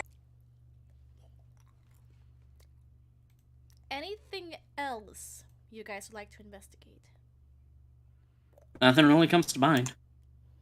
Nothing in here anymore, at least. Nope. In that case, let's shift over to Circe and Charlotte in the mess hall. Out of character here. I'll lock down any truth bullets. Okay. Thank you. No prob. So what happened? Like, what were you guys talking about? Just stuff. You don't need to be secretive around me.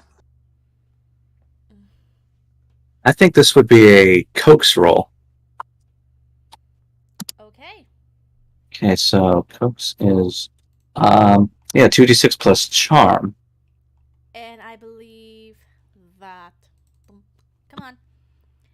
Circe has. Okay, -1. -1 charm, so it's kind of low. But not too bad. If you get a 12, you'll be able to win. Yeah. 2d6s. 2d6 -1. Okay, let's see. Shake. I got 6 and a 5. So 10. Pretty good. Yeah, that's a success. You really want to know what we were doing in there? Yes, because for what? Like, I want to clear your name. All right. You're our family, and I don't want to lose you. Dai had actually asked me to meet him there. He did? Mm-hmm. I found a letter in my cabin. Do you still have the letter? Unfortunately, I do not. That's when Grace arrives. Is now a good time to bring this up? We were just talking, but what's up? I found this on your bed, Charlotte. Grace walks over to the girls, opens the letter. Is this the letter that you told me about? Charlotte nods. My dear Well, at least it's... Charlotte, I cannot contain my thoughts and feelings about you any longer. Meet me at the barn at noon.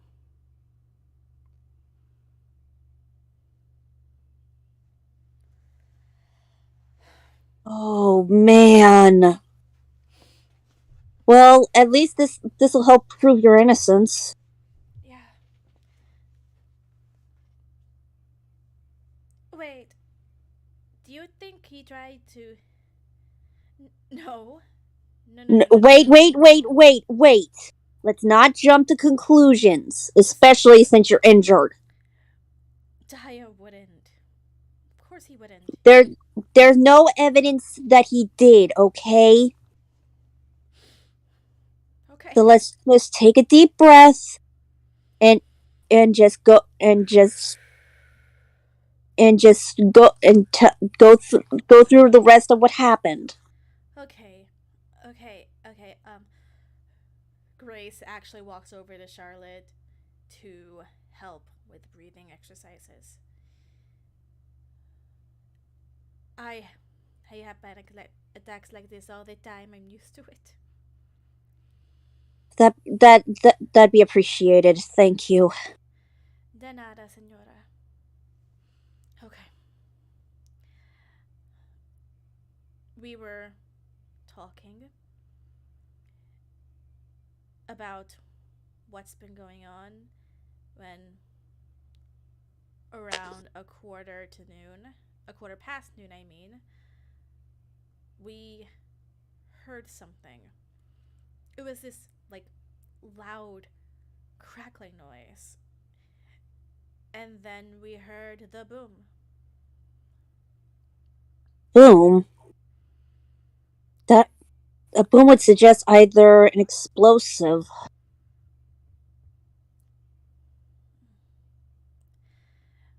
We both tried to run. I sprained my ankle trying to get out. And he couldn't. He couldn't make it. Of course, that's when Torrance and Friedrich found me. And that's when the body discovery went off.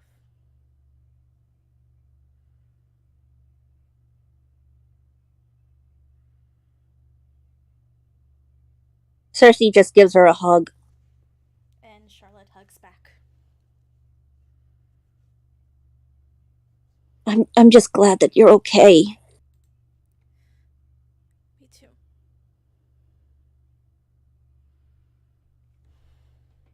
Don't worry, we'll find out who did it, okay? Charlotte just nods.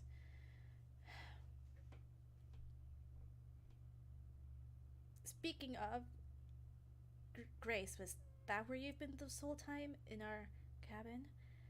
I was going to approach you with this note when I heard what happened.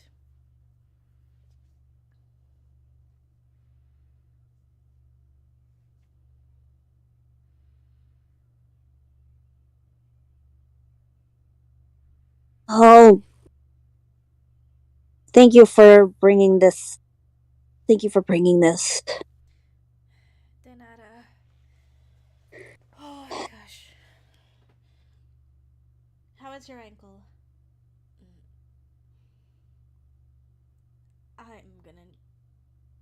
I don't know. It still kind of hurts when I put any weight on it. Well, it is a fresh wound, so that's to be expected. Mm-hmm. But don't worry, me and Xavier will take good care of it, okay? Okay. Oh, there is some ice in the mess hall. I heard a good ice compress would help. Yes, that's a good idea. Grace then heads into the kitchen in the mess hall, grabs a bag of ice. Not too much now. We don't want her to go into a state of shock from the cold. Yeah, just gently. Mm-hmm. And I believe that will wrap this scene up. Anything else from our other group? Yeah, we still need to talk to Friedrich, Torrance, and Vance. Yeah. Mm-hmm. I'll go talk to Friedrich if I can do that. I'll take Torrance and Vance. Right then. Yeah, let's start with Friedrich. And at least one of the guys should check up on Circe. Mm-hmm. Xavier will probably take care of that. Yeah, Xavier would go to being the absolutely wholesome angel that he is. I know. I just thought I'd point it out because because like one of the guys should also get that note. You know. I give Glunta a run for his money. Aww. Anyways.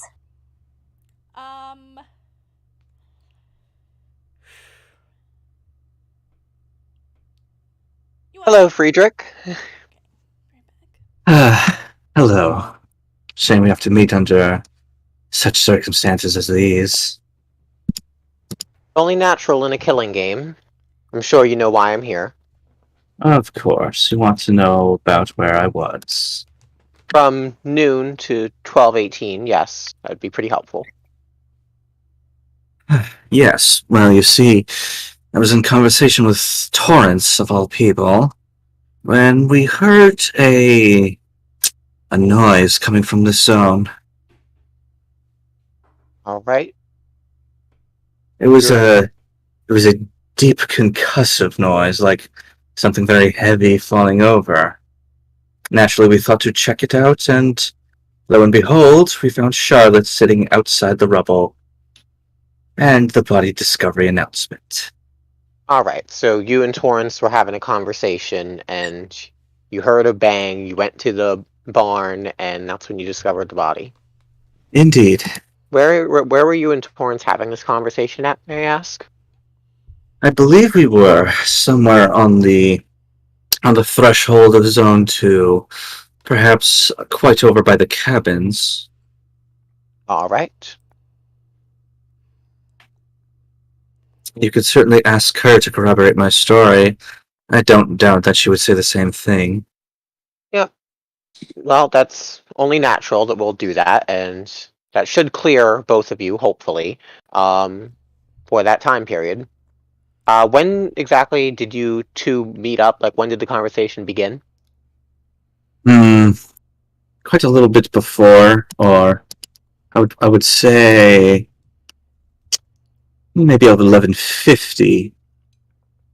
Until the bang that you heard at 12:18. Of course. All right. Okay. Well, I think that's all I need to know for now. Do let me know if there's anything else you need. I will be sure to do so, provided we have the time.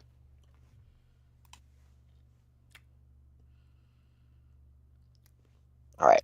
I think that wraps up that. So the one. All right, now it's Richie's turn to go talk to Torrance and then Vance. Mm-hmm. He finds Torrance first. Torrance. Okay, What? you were one of the first two to discover discover the body. What you were with Friedrich? Yes. Yes. Oh, I think. Were you two like talking about anything or something like that? I think so. I forgot what was we talking about. All I remember was that suddenly we hear boom, we run, we find Charlotte on the floor in front of the barn. Okay, gotta make sure that corroborates with Friedrich's story, but you sure you do not remember what you guys were talking about? I am sure. I hope Friedrich does then. Because I want to know, like, all the details for this. Mm-hmm. Poor Charlotte. She looks like she hurt herself really bad. She did. From what Xavier's saying, from what Xavier thinks, she might have sprained her ankle. Ooh.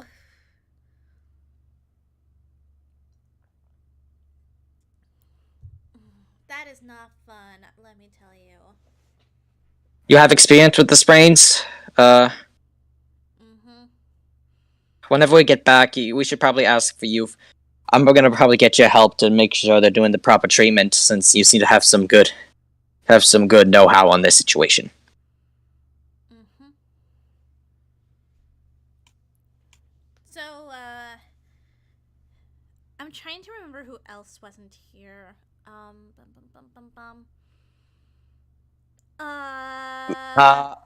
I believe Justeria talked to Friedrich. To be honest, one of them's gonna fall for each other. What was that? Nothing. Just my own thoughts.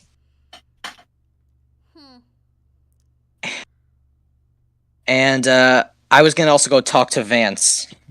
Mind if I? Because I believe he was one of the other people not there beyond Grace, but I saw Grace on the way to make sure Charlotte was alright with some sort of note, so I think she might have an alibi. Got it. Mind if I, like, tag along? Of course. So, like, where is he? Yeah, we're actually gonna have to find. Vance. You do sort of. You do find Vance just sort of cruising around, looking around the cabins. What you looking for, dude? Anything and everything, you know. Any one of us could be a killer, which means they could be hiding something. Yeah, we've been searching a lot. We think we found the method to the madness, but we still don't really have a motive, and the only person we haven't figured out what was going on with is you. For I remember saying, you having gastrointestinal issues? It's just in the bathroom. You do not have to make a big ordeal out of this. Embarrassing, dude! Oh. I mean, it just. I don't know It just. what I would do if I was like... Listen, imagine if you were just on the cat and suddenly you have an announcement saying that your friends are dead. You can't just run out. You can't just run out with your pants around your ankles, now can you? That would be very inappropriate. Needless to say, I didn't notice anything while I was on the can. Yeah. Yeah. Right. But I do remember something. What do you remember? Just before, I think I noticed Charlotte heading over to Zone 2 on her own. Yeah. That probably is being discussed because everyone's investigating everything right now, so somebody probably figured that out. If anyone, it was probably Circe. She's been with her since, like, the beginning. Well, not the beginning, but ever since they discovered that she got injured. She was that close to the body. Say something, you know? If we find anything that points to her being the murderer, we would say something. But there might also be evidence pointing towards a third party, because from what I could tell, we learned that the method was like some sort of fireworks explosion, like concentrated with gunpowder that just blew the barn apart. So that's more likely. So that's what that was. More likely would have had to been. It would have to have been lit outside. Yeah, I mean. So that's what that was. Yeah. Guys. What's up? I don't think I'm allowed in the boys' cabin, but something in your cabin, I believe, is something is grabbing my attention. Point it out, and don't worry, I'll vouch for you. What does she even say? Torrance is pointing through the window at the bunk beds in the second boys' cabin, where Richie, Lawrence, and Antonio are staying. One of the care packages is in there, open. Oh yeah, I went through Lawrence's stuff. Well, that's heck, man. Isn't that like against the law or some shit? You think the law applies here? We're trying to find a killer, but it doesn't really matter. He didn't even have any weapons, just some books and a tablet with tiny inscriptions on it. I don't think it. Goof. Also, that tablet could be worth a lot. It was made out of clay, man. I don't know how useful that could be. It's probably some sort of archaeology thing. You never know. I don't know, maybe. Well, maybe if it was a knife or some poison, maybe, but whatever. I don't think there's anything to do. Or any information that might be on the tablet that might point to the murder. I mean, if you want to look at it, fine. Okay, yeah. Quickly out of character. Yeah, out of character. Look what I put in truth bullets. I saw. Not cool, dude. Yeah. So basically, Vance brings Richie into the cabin where Lawrence's care package is open on the bunk bed. It's like, you see, look at it.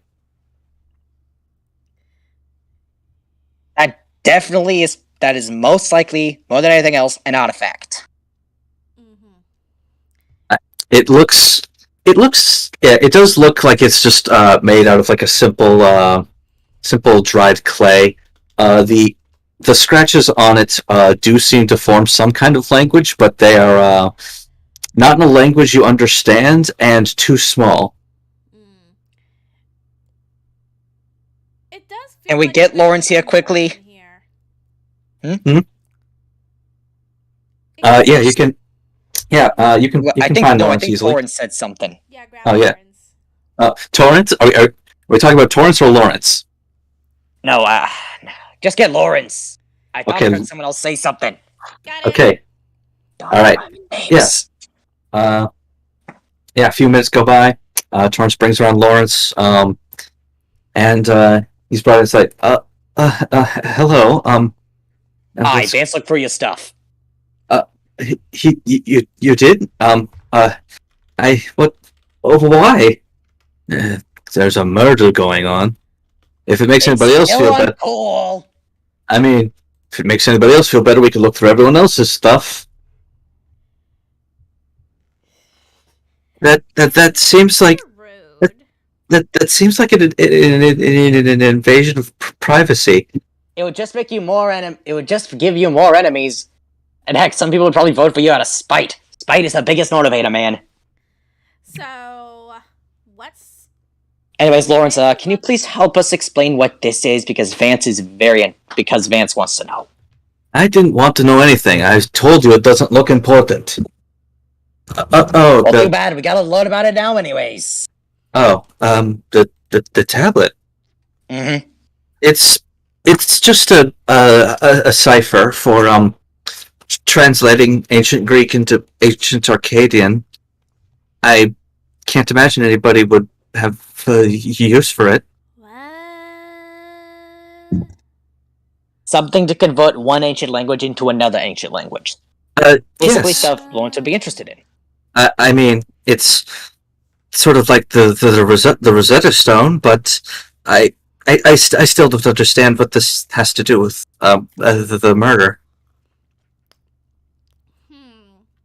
It feels like there should be something else in there too, but I don't know what.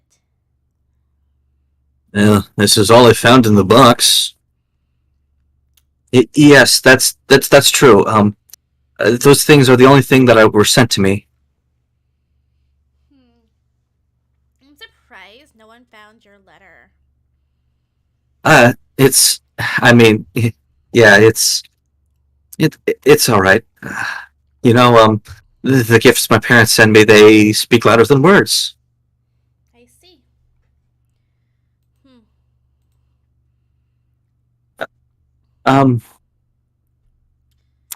But that does raise a good question. Where were do you think- you? I was with Antonio, Lawrence was with me. Yeah, and Demi. I was with everyone during the dining hall when we. Yeah, Demi stopped over to chat while she was waiting for Circe.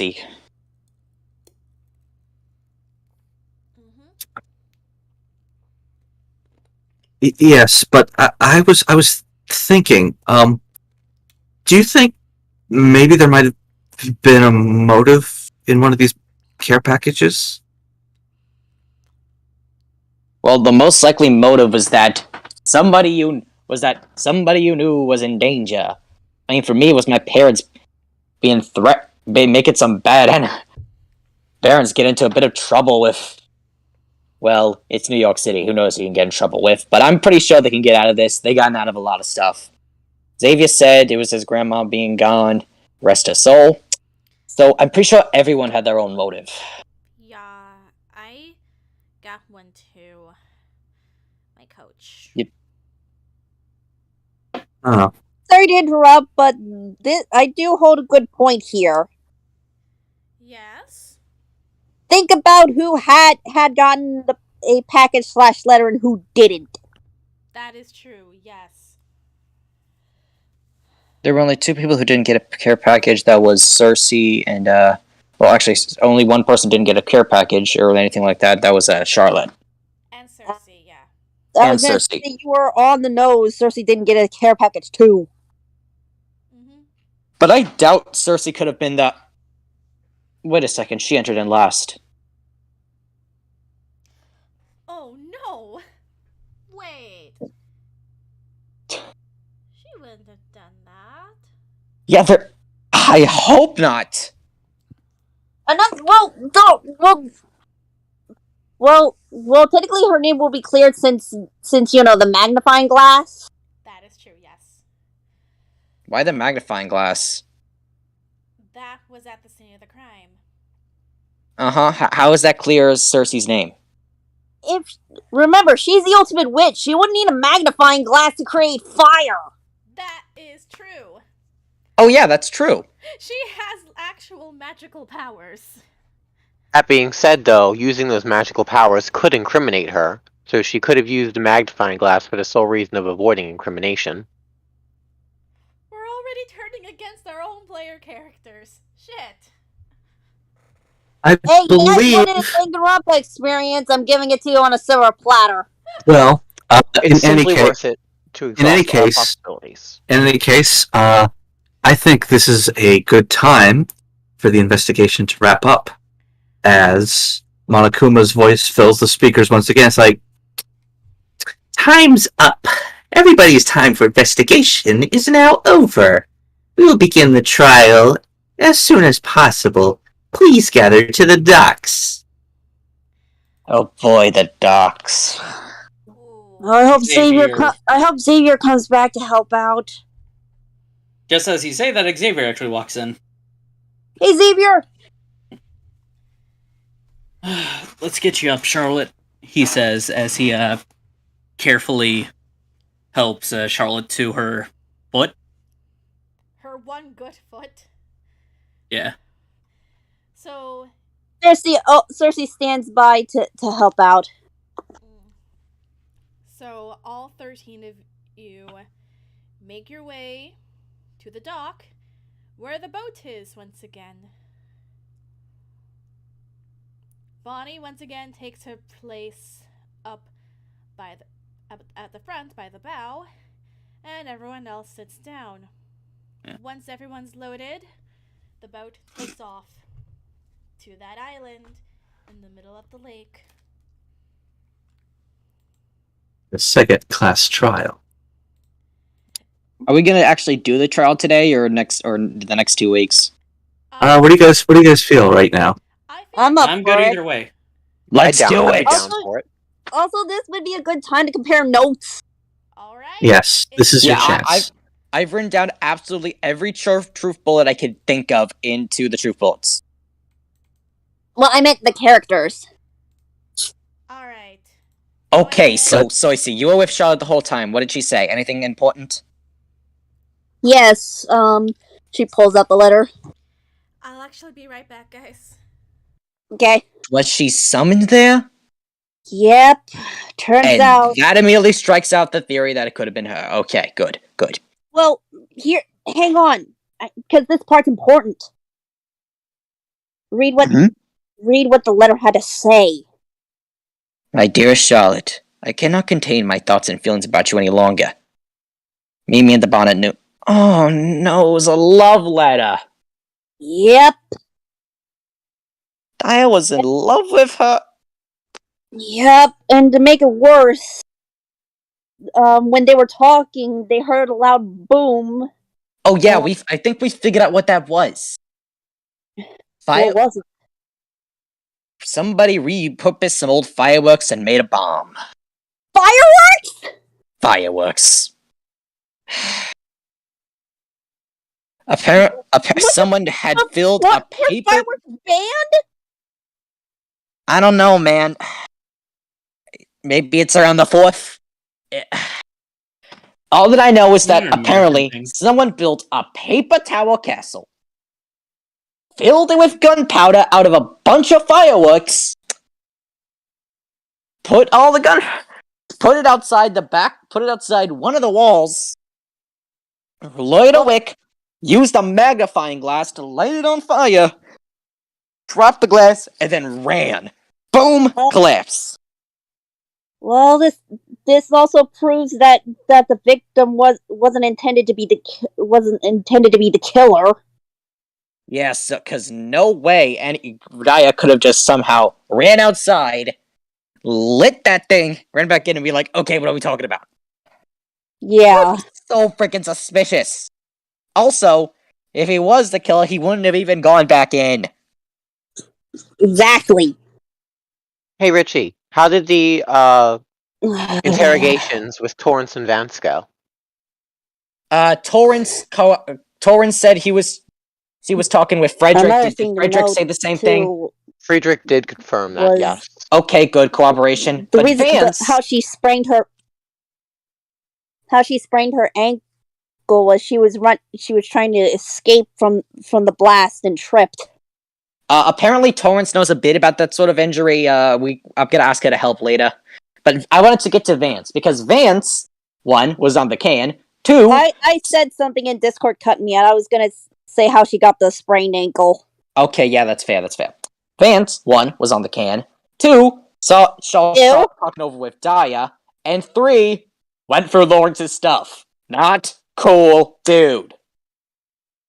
Out of anybody with an Yes. alibi, Vance has the weakest one. Yeah, Very noticeably. But that doesn't necessarily mean he is the killer, but well, he will no. need Yeah, to... if he even was the killer, why bring association to Lawrence when Lawrence had one of the most airtight alibis of sitting with me, Tonio, and Demi? I mean, the only thing we got out of that is that Torrance notices that Lawrence's letter was missing. Anyways, Did Torrance tell you what her and Friedrich were talking about? She didn't remember. I forgot to ask Friedrich. Hey, Friedrich. Yes. Do you remember the content of the conversation between you and Torrance? Honestly, I don't. It was so inane, I shut it out entirely. That's fine. That could have been important, and now we'll never know. Trust me, it wasn't. Curse Torrance's shit memory. Torrance, I'm gonna get you that medical help, damn it.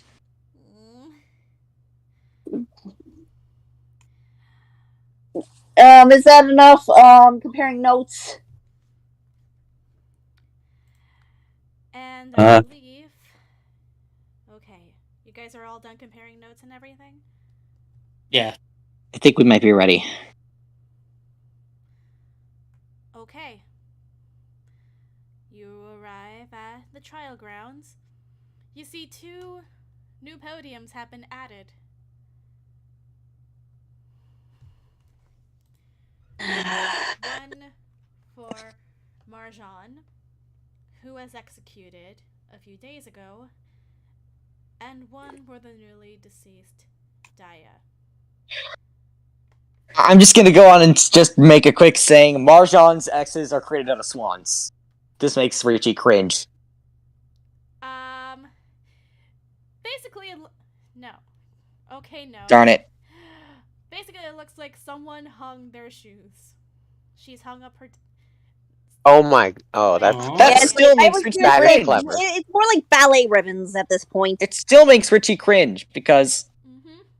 Let's be honest. He still has nightmares of Marjan screaming mercy when he goes to sleep. And Daya's is a crosshair aligned over his forehead. Oh, that's just dark. Come on, man. Anyways, Bear, you have a fucked up sense of humor. Let's get to the trial, guys. I'll begin with a quick explanation of the trial. During the trial, you will all place your votes for who you think done it, and vote for who you think the blackened is. You've heard this 100 times before. I don't need to say it over and over again. Technically, this is our second time hearing this. This is our second time, Bear. We know you've done this a lot. We know you've done this sometimes. I mean, Miss Mummy was the one who said again. Ah, yes, I keep forgetting. Oh, right, I keep forgetting that you're all new blood. Vote for who you think the blackened is. If you get them right, then I'll only kill them. But if you pick the wrong person, I'll execute everybody besides the blackened. Okay, thank you for the explanation. You'll get tired of it soon enough. I know we will. So... Where do we want to begin?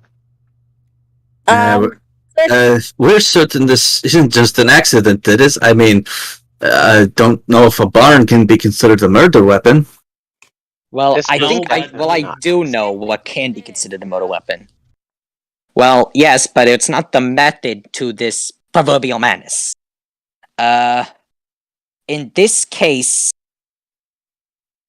what happened was, well, there was a bomb.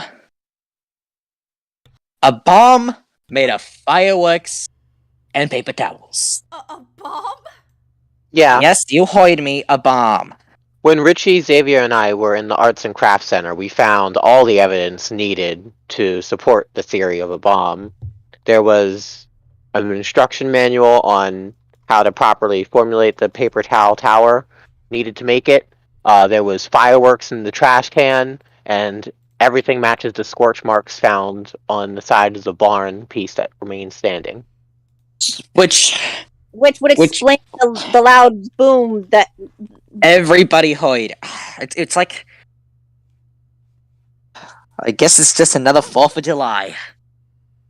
Oh, right now, barely, even only though we're in Torrance. June. It's a reference to something. The day where we all have fireworks everywhere. I know. You know they were illegal. Yeah. Yes, thank So- you, thank you. So Xavier then, just kind of raises an eyebrow. It would be kind of funny if this was actually taking place on July 4th. It Placed would on the be 4th of July. still in June. so then, whoever made the bomb is the Was the killer, killer. right? Hold it. Most likely. I think I may Awesome. want to bring this up first. Go The ahead, reason- go ahead. The reason why those two were at the barn. That's a good point. She received a note was received, and can Richie read it off for me again? Sure. Mm-hmm. For context, Charlotte got this note. Mm-hmm. My dearest Charlotte, I cannot contain my thoughts and feelings about you any longer. Meet me at the barn at noon. So basically, Dia was in love with Charlotte. Wow, that's a reveal. Is this true, Charlotte? Yes. And he wrote this letter for you. Yes. Intriguing. What are you implying? No, I'm not implying anything at all. After yes, all, you are, dude. I mean, you must be innocent, after all.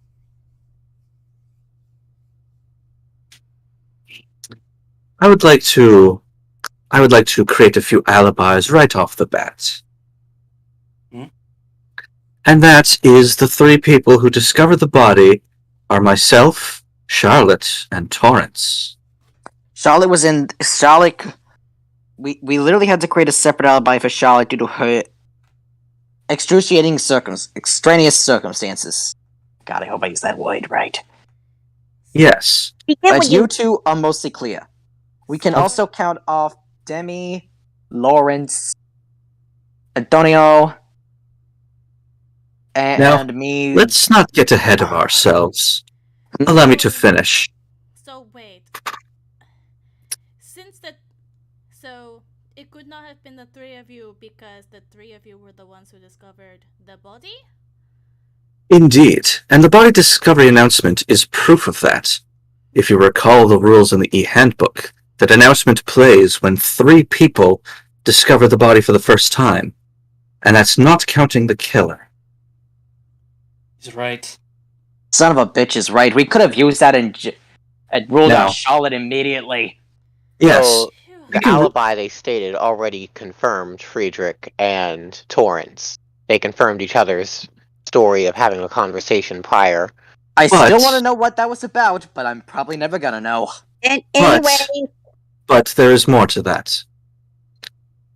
I wonder how the killer managed to place the bomb and detonate it when neither of us spotted them. Well, none of the 3 of us spotted them. When Torrance and I headed over during the sound of an explosion, we only Here's saw... the thing. They could have been very far away because... You could have let me finish. Oh, sorry. Sorry, dude. I have that problem. It's okay. Both in character and out of character. When Torrance and I headed over to the sound of an explosion, we only saw Charlotte there. Nobody else. Yeah, it's not like we noticed anybody, like, running away or anything. If anybody was there at the time, they could have been the killer. Or they could have thrown a wrench into my 3-people rule. But if nobody wants to come forward, then that can only mean that the 3 of us are not suspects. The Arts and Crafts Center. That could have been where they were hiding. Not only that, that's probably where they decided to lit a fuse. That's where But the we thing do was know this- presumably made, after all. Yeah, and we do know the source of the actual lighting. There's a magnifying glass. It has the lens is broken, and there's a random piece of tape stuck to it. I see. I think... Proximity of the Arts and Crafts Center. Oh, sorry. Wait, so are you saying the fuse was lit with a magnifying glass? Just like someone was pointing an ant. You put it in the right... With the tape, you can put it at the right angle. Wait, I think I got So it. you've got a timed bomb. You got an idea? It was sunny, yes? That means the sun had to have been what had to light the fuse. Yes. And I mean, the whole point of noon is that that's when the sun is right in the middle of the sky. So that means the killer did not have to be present and next to the bomb when the fuse was lit. Correct. Correct. So that means it could have been anybody, except for the Anybody, people who discovered the body, yeah. of course. We might not be able to choose. We might not be able to prove who lit the fuse because of that. But maybe we can discern who crafted the bomb in the first place. Yeah.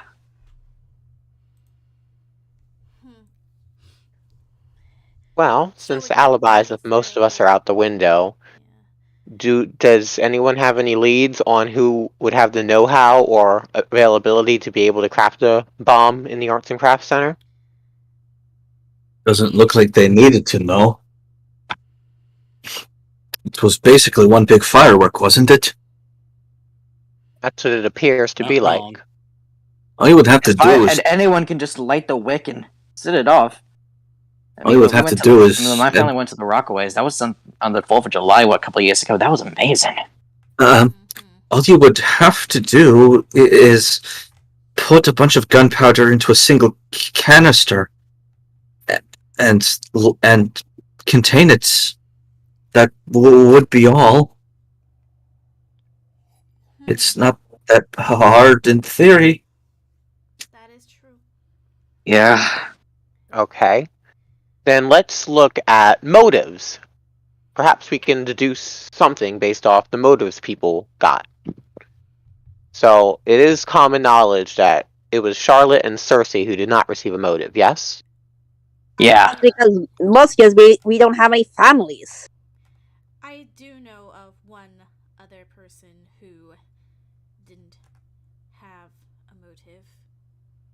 And Who would might that be? Daya.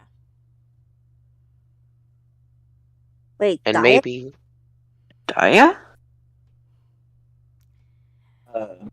What exactly does that mean? He also had nobody to return to. So he was in the same boat as you and I. Perhaps the killer knew this and valued their life as less than their own since they had no one to return to. Well, that's a sick son of a bitch if I've ever heard of one. It's a murderer. They're going to be a sick son of a bitch. Fair.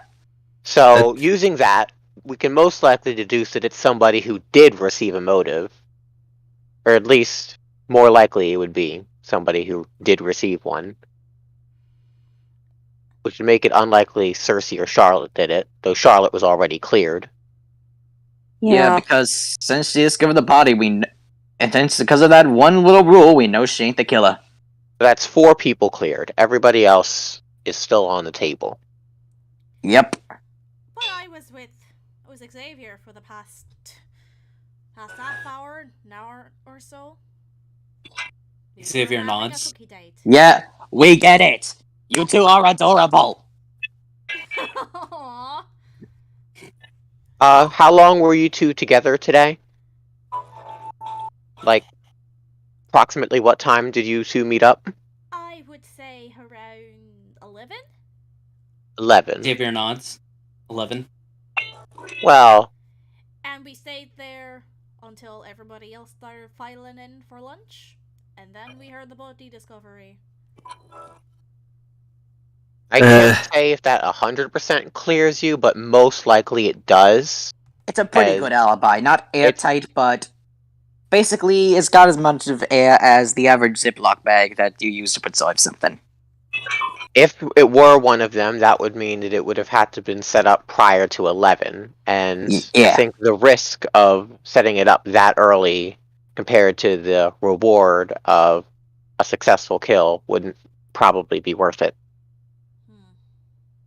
They could have easily hidden the bomb behind the barn. I doubt they probably had plenty of time, and nobody could have found it before then. But the back of the... Here's the thing. Out of the barn was untouched. Yeah. And if it was inside of the barn, how the heck would the sun get in there? The window. You're right. Is the window angled at a place where it could have reached an area in the barn that would have matched where the explosion would have happened? I don't doubt it. I mean, That barns usually have pretty big windows, don't they? Yeah. I wasn't And that in the part of barn for a is long time, still so I wouldn't standing know. In it. Could you please repeat that? I think Wisteria was talking over you. And that part of the barn is still standing, isn't it? Yep. So that would mean that would be probably a good light here. Here's the thing: if the bomb was anywhere near close to that pod, it probably would have gone down with it. Well, not exactly. The magnifying glass.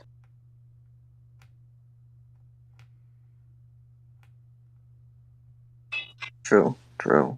Like, what if they set up the magnifying glass to the angle of when the sun was gonna hit? Mm-hmm. Yeah, just as I was saying all along, they probably timed it so that when the sun passed over the glass, it lit the fuse, and that means they didn't have to be nearby to light it. Yeah. They could have just set it and forget it, as they say. So I it simply would wonder have what to have time been- would they have, set it. I don't know.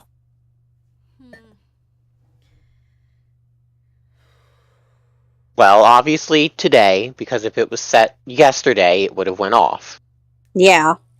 So Yeah. you can rule. What was last night?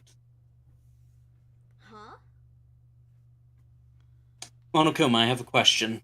What is that? Would any alarms go off if we entered the barn during the night? Well, I don't see any reason why. I mean, you saw it when it was still standing. There's nothing important there at all, so there's no reason to rig it with alarms. Exactly. So it could have been set up at night as well. It's a good possibility, especially if you don't want to be spotted. Yeah. Just make yourself a makeshift torch. Not to mention, it was really old. They were probably using it they were probably using the bomb to speed up the demolition, so to speak. Wait, hold on. Something still does not make sense. What do you see? If the killer meant to use a bomb to bring a barn down on Daya's head, then how would they have gotten him to the barn in the first place? A note. One.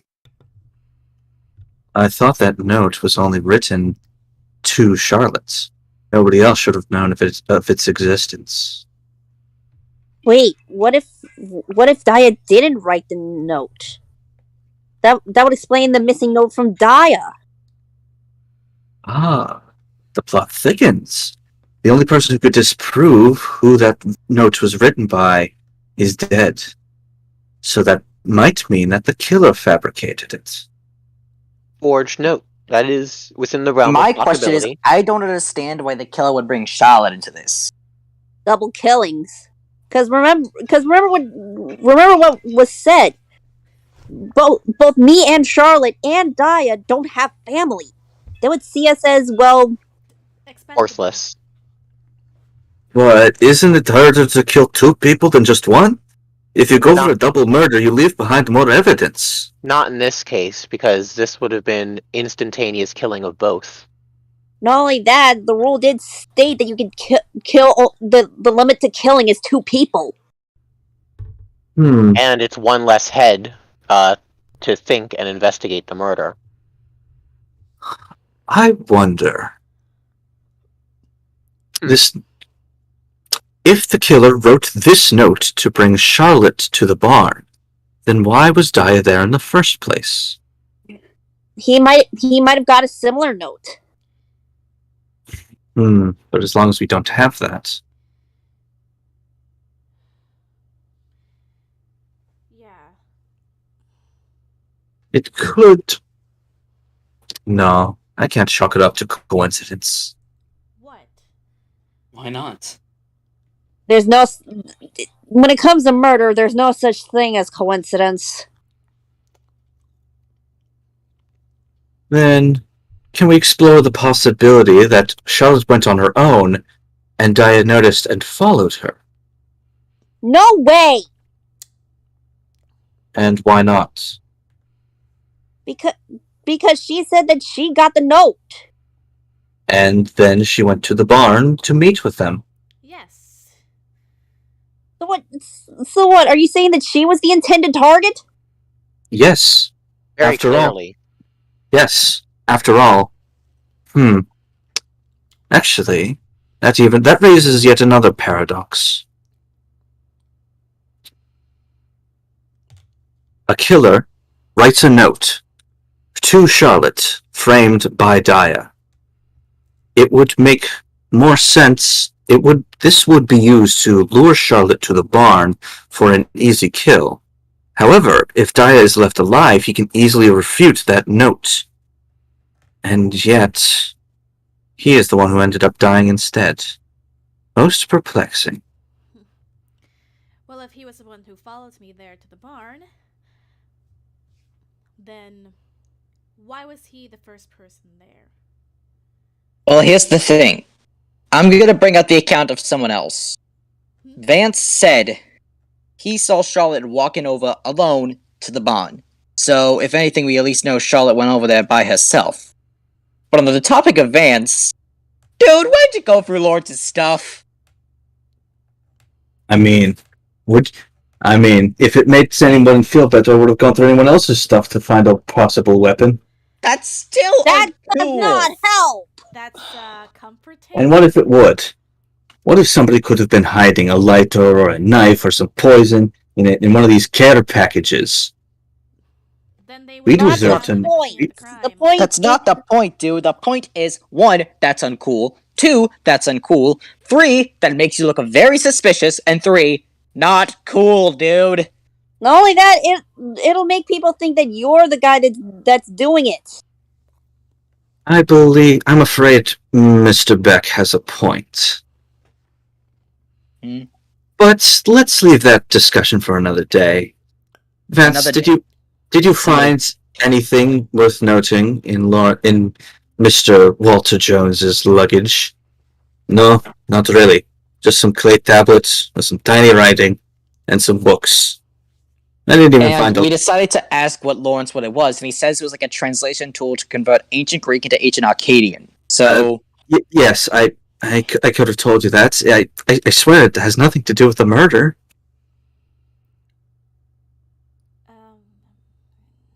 I mean, none of it. That doesn't matter. I mean, we should be focusing on the crime. Yes. Right. Vance said he was alone at the time, so he might Hang on. be. Are you okay? Because you're starting to sound like Porky Pig. I don't know what you mean.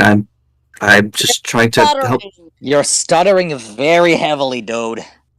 You're getting very flustered and no one's even pushing you yet. Well, I'm just trying to figure out who killed Daya. I mean, You weren't even like this during the Foist case. but I, Wait. hold on. Can you really blame the guy? I mean, maybe the nerves are just getting to him. That's why I'm asking if he's okay. I'm not pushing him. I'm just asking if he's okay. I mean, he looks fine to me. It's suspicious, but it might not mean anything. He might just be panicking. Who knows? Bad time to panic. Just take a deep breath, okay? Grace is right now. Anyway, She shows we should her really be feelings focusing on always. Mr. Beck. I agree. Yeah, Vance, I'm sorry to break it to you, but your alibi kind of sucks. Don't know what I mean, being in the bathroom is the most cliche thing I've ever heard. I mean, that's just what I was. I don't know how else to say it to you, but I mean, you really think that just because I was alone when the body discovery went off, that I'm suspicious? Granted, though, based off Friedrich's reasoning, any of us at the dining hall could have also set it up, so it doesn't exactly implicate Vance. It just raises. But I mean, like, having your alibi in the bathroom is as cliche as the butler did it. Of course, we're gonna suspect you a little bit at Foist. Let's not be so generous. He has no alibi. Not to mention Nobody can prove where he was, so therefore he can't defend himself. And he could have been at the Art Crafts Center. But on that note, what about Miss Grace? Wasn't she alone as well? Yes, I was. Actually, yeah. Yes. Grace, what were you doing during that whole time? I was in my cabin. I noticed the letter. I was. Sega! Yes. Sega! Ah, my gosh. My Venus. my mic is being a Grace. I'm okay. We're gonna have to wait for. Yeah, we're gonna to get back. Yeah, we're gonna have to wait. Right. Yay! Monokuma just decides to being a dick again. Okay, never mind. Time in. Okay, so where were you? Yes, I was alone. I was alone. I was in our cabin. I was on my way to lunch when I noticed the letter on Charlotte's bed. Well, that tells you that Charlotte was definitely the intended recipient. Of course. But how would the letter get on Charlotte's bed? The guys aren't able to enter the girls' cabin, and the girls aren't able to enter the...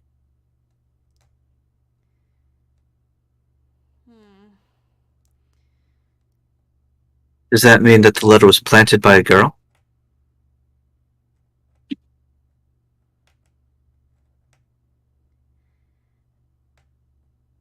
Maybe.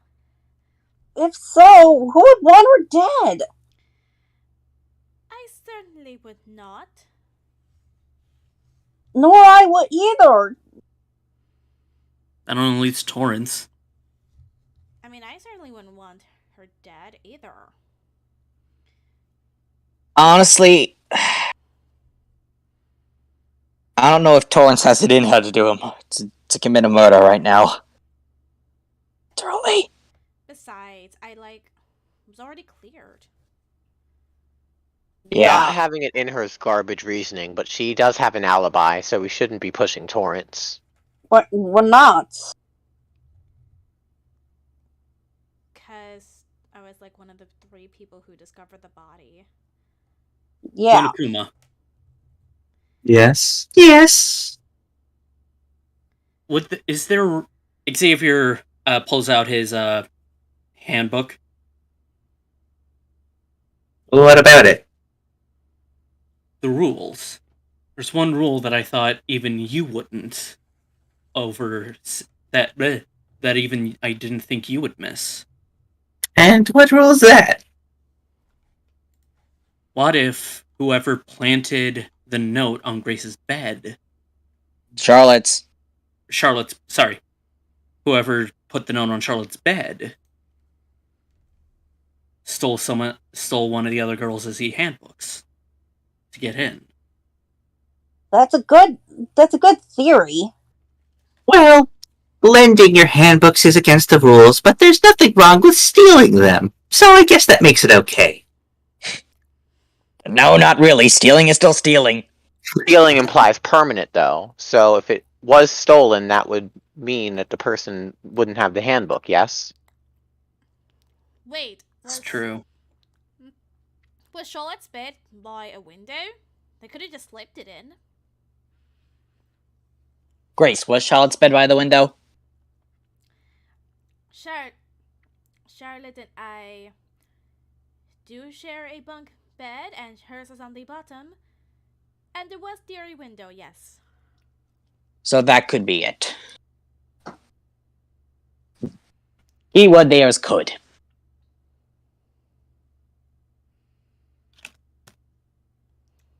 Doesn't look like it was folded neatly on the bed either. It just looked like it was placed there haphazardly.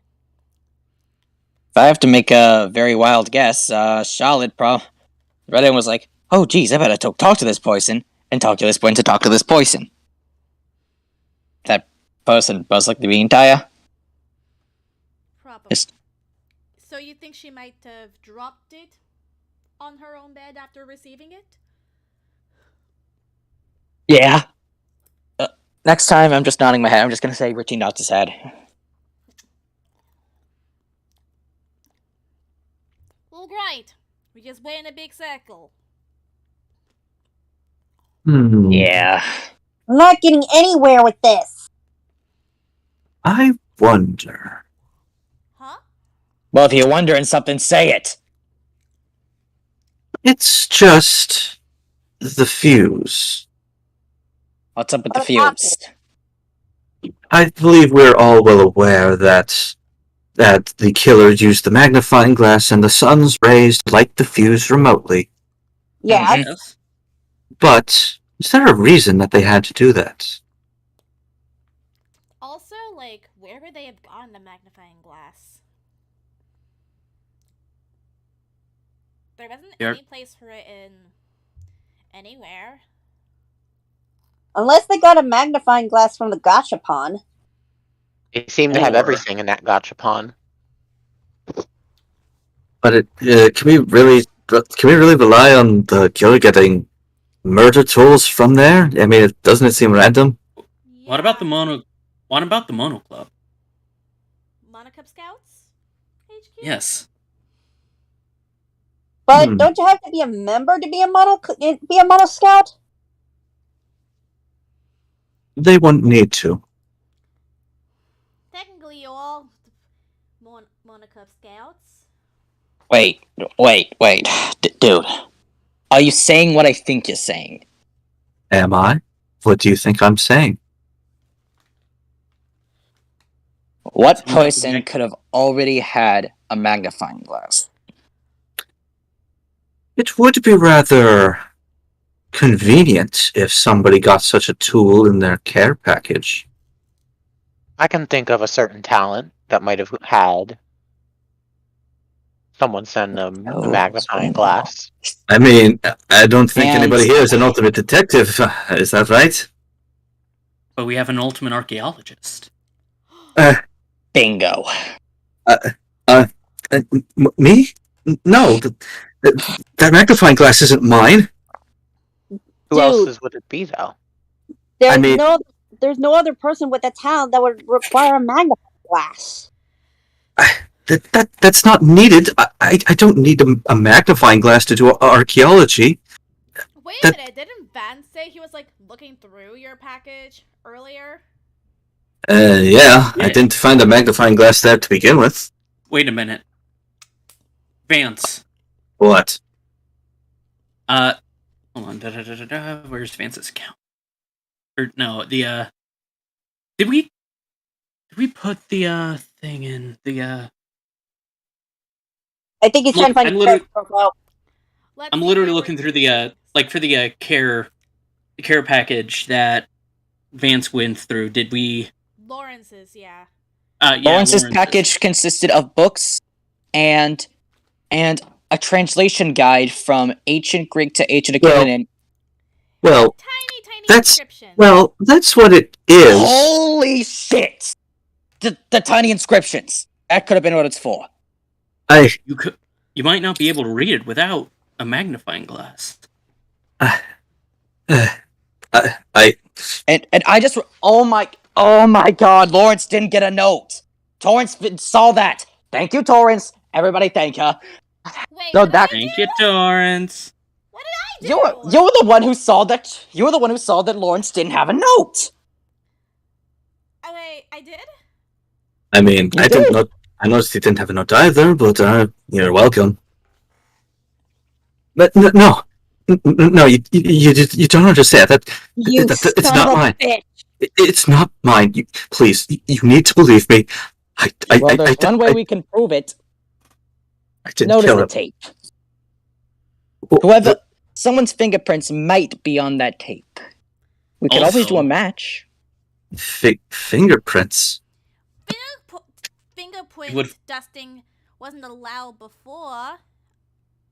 Did you decide that they were allowed to dust for fingerprints? Where? I mean, Hey, it's always possible.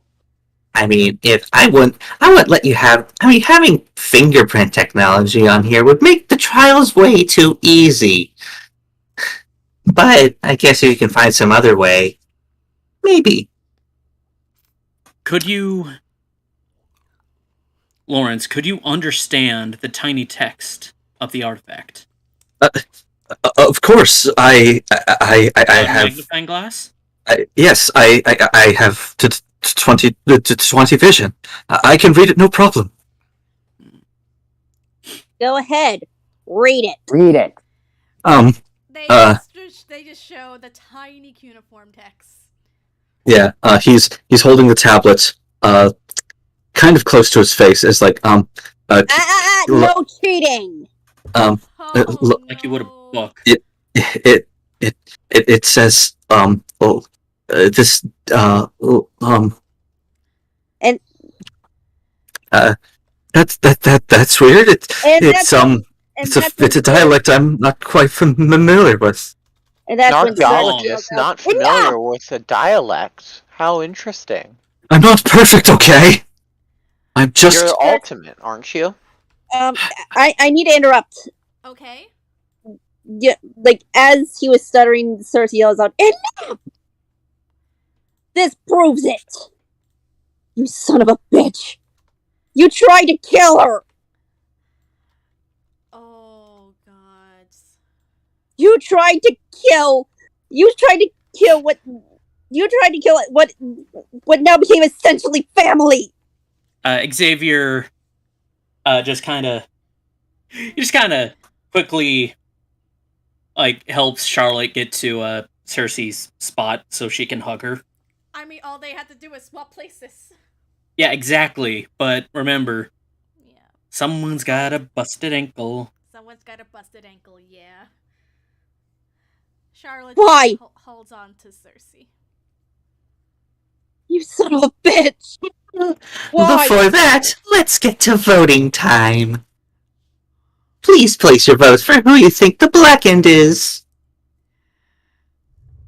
And so, The closing argument. Closing argument. Yay, closing argument. We don't really have a motive. We don't really have a motive, honestly. So this. You don't really There need one is for a motive. You don't really need one for a closing argument. Exactly. True. No, well, technically there is a motive. I mean, Remember, yeah, but he doesn't. All three of us did not have letters from home. I mean, yes, but I mean, we'll get to that when we get to that. Yes. Yeah, let's. Yeah. So Xavier puts in his vote. So does Richie. As does Wisteria. the votes go through. There are 12 votes for Lawrence Walter Jones, and 1 for Charlotte Boston.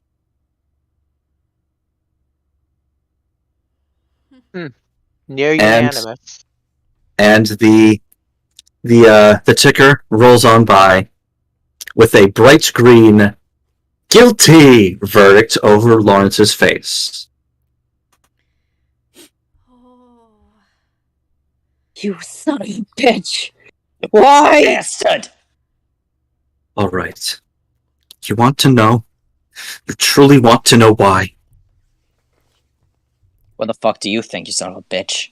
He reaches into his pack and he pulls out a letter and the largest ruby any of you have seen in your entire lives. Sweet! Whoa. This is something my parents sent me. They call it the Hope Ruby. This Kidding. ruby is worth more than any of our lives put together. And they sent it to me out because they were in danger. This ruby could have been lost forever. Untold damage done to the culture it came from. And yet I have to keep it safe. They told me to keep it safe. And if that meant that I had to escape with it, I had no choice. I'm gonna stop you right there. What you did was take a human life. The life of anybody, big or small, is worth more than a ruby. rock. At the end of the day, it's a shiny rock. It's a rock that humanity has placed a value on, but it's still a goddamn rock. It has a price. Humanity is priceless. This rock is worth more than any of us. It is soaked with the blood of kings and queens and soldiers. It can define a generation, a future. I wasn't just willing to kill one person to get it into its rightful owner. I was willing to kill 12 other people. You do not understand the value that this has. You're right. I don't understand the value, but what I do understand is that you're a fucking coward. You know what you could have done? Said something. Said, I need to get out of here alive and make sure this ruby gets in safe hands and put it in a museum because we would understand its priceless artifact. We would understand something called historical significance. We're not fucking dumb. If you're not as dumb as you say you are, then you're gonna have to take this with you. You're gonna have to carry this burden, my burden with you. Make sure that this gem, this ruby, this hope incarnate makes it back alive. Because if it doesn't, there's no telling what might happen. You have my word. I'll take it then. After all, you did try to kill me. You can't be serious! He tried to fucking kill you! I'm used to it. I thank you. And I'm sorry. Sorry doesn't bring him back. I know it won't. I know it's false. And I know it's only any apology I could give is only lip service, but I needed to do this.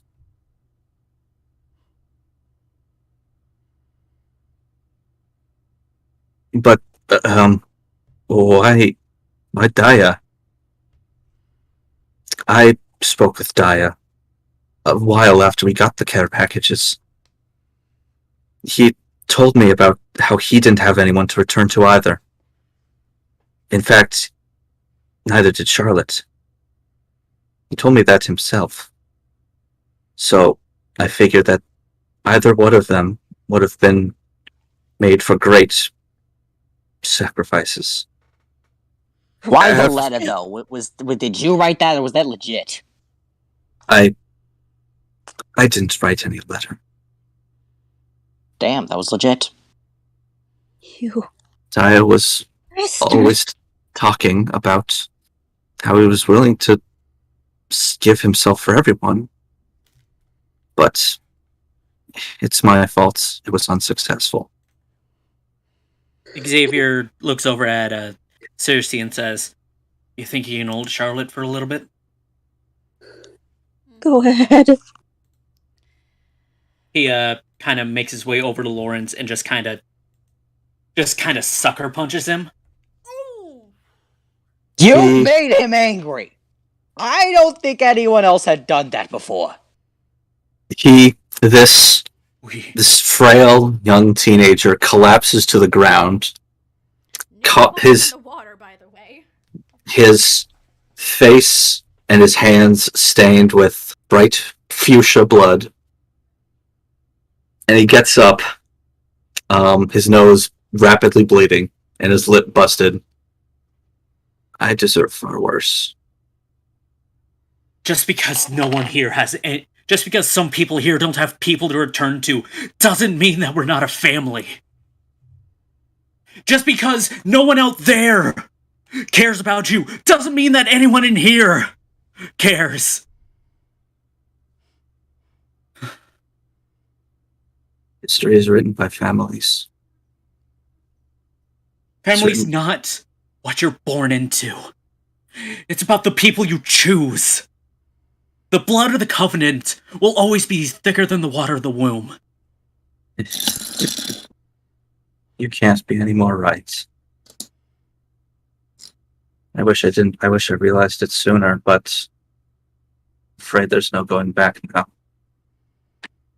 I don't mind if you hate me. That's all. I don't hate you. You should. Monokuma, please just do it already. Well, if you say so. I suppose there's nothing left to do than to get to the punishment time. I've prepared a very special punishment for the ultimate archaeologist, Lawrence Walter Jones. As he raises his little gavel, slams it down on the button, and that same chain flings forward from the darkness, clamps around his neck, and yanks him away. Now, if I can... Yes. A trapdoor opens underneath him. And you watch, and it closes before any of you can see what else happens, but Monokuma does have a display that shows it all. In pure darkness, Lawrence gets to his feet and strikes a match. He lights a torch in his hand and finds himself in a tomb of some kind, with snakes, spiders, scorpions creeping along the floor. He hurries away from the swarm until the ground gives way underneath him yet again. He falls through the floor into a strange box, perfect, person-sized. Something else falls from above, the stone lid to the sarcophagus. Lawrence bangs against it and tries to get out, pushing against it, but the room he is in starts filling with sand, and the sarcophagus vanishes from sight.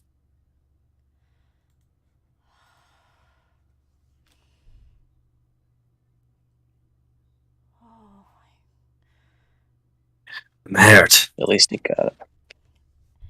If that didn't kill him, he's gonna run out. I don't know what will. Soon. You'll die eventually. But at least he got a proper burial. Charlotte just holds on to the ruby that Lawrence basically entrusted her with. I'll be taking that! Yoink! No!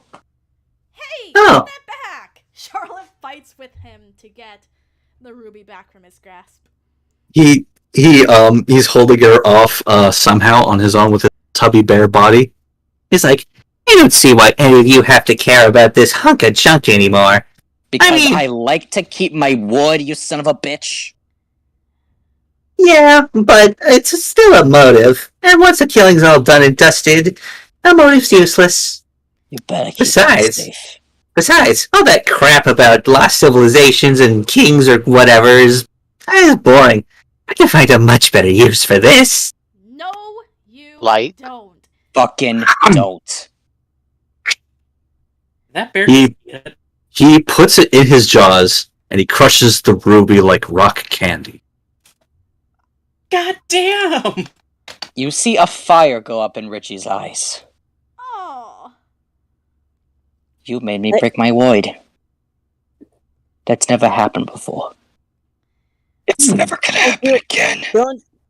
Don't do anything reckless. Remember, the rules state that we can't fight him.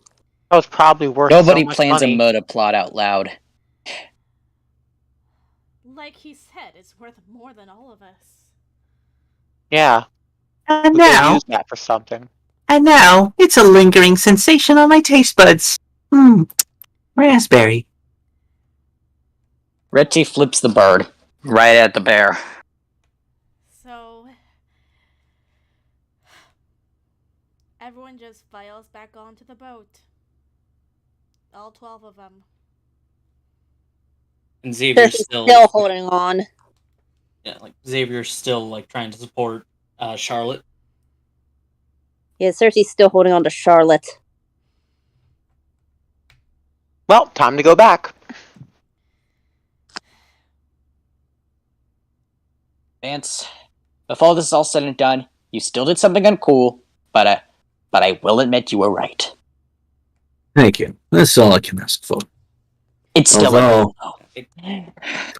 Although, I have to say, maybe it's better if I wasn't right. We're still a lot. The whole thing I said about the human life being worth more than any stone, I still hold by that. I'm just pissed that bear made me break my void. I think we all. And I don't think we're going to take this lying down. Not a chance. I know you're a boxer, so if you got anything I can punch quickly so I don't have to punch quickly, I would definitely appreciate that. I won't mind shadowboxing a little with you. Thanks, man. I got just the thing. And I think we'll wrap up for there. Yeah. Yeah. Even so, A new friendship has been born. Even so, I don't think Charlotte actually said what that conversation was. And we can never we did. can leave it as one of those things as that. Yeah.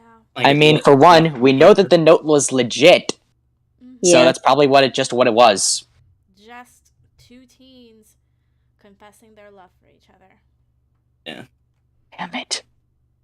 Granted, I would like to imagine that Xavier would give Circe and Charlotte the time alone, and like Xavier would move to Bonnie.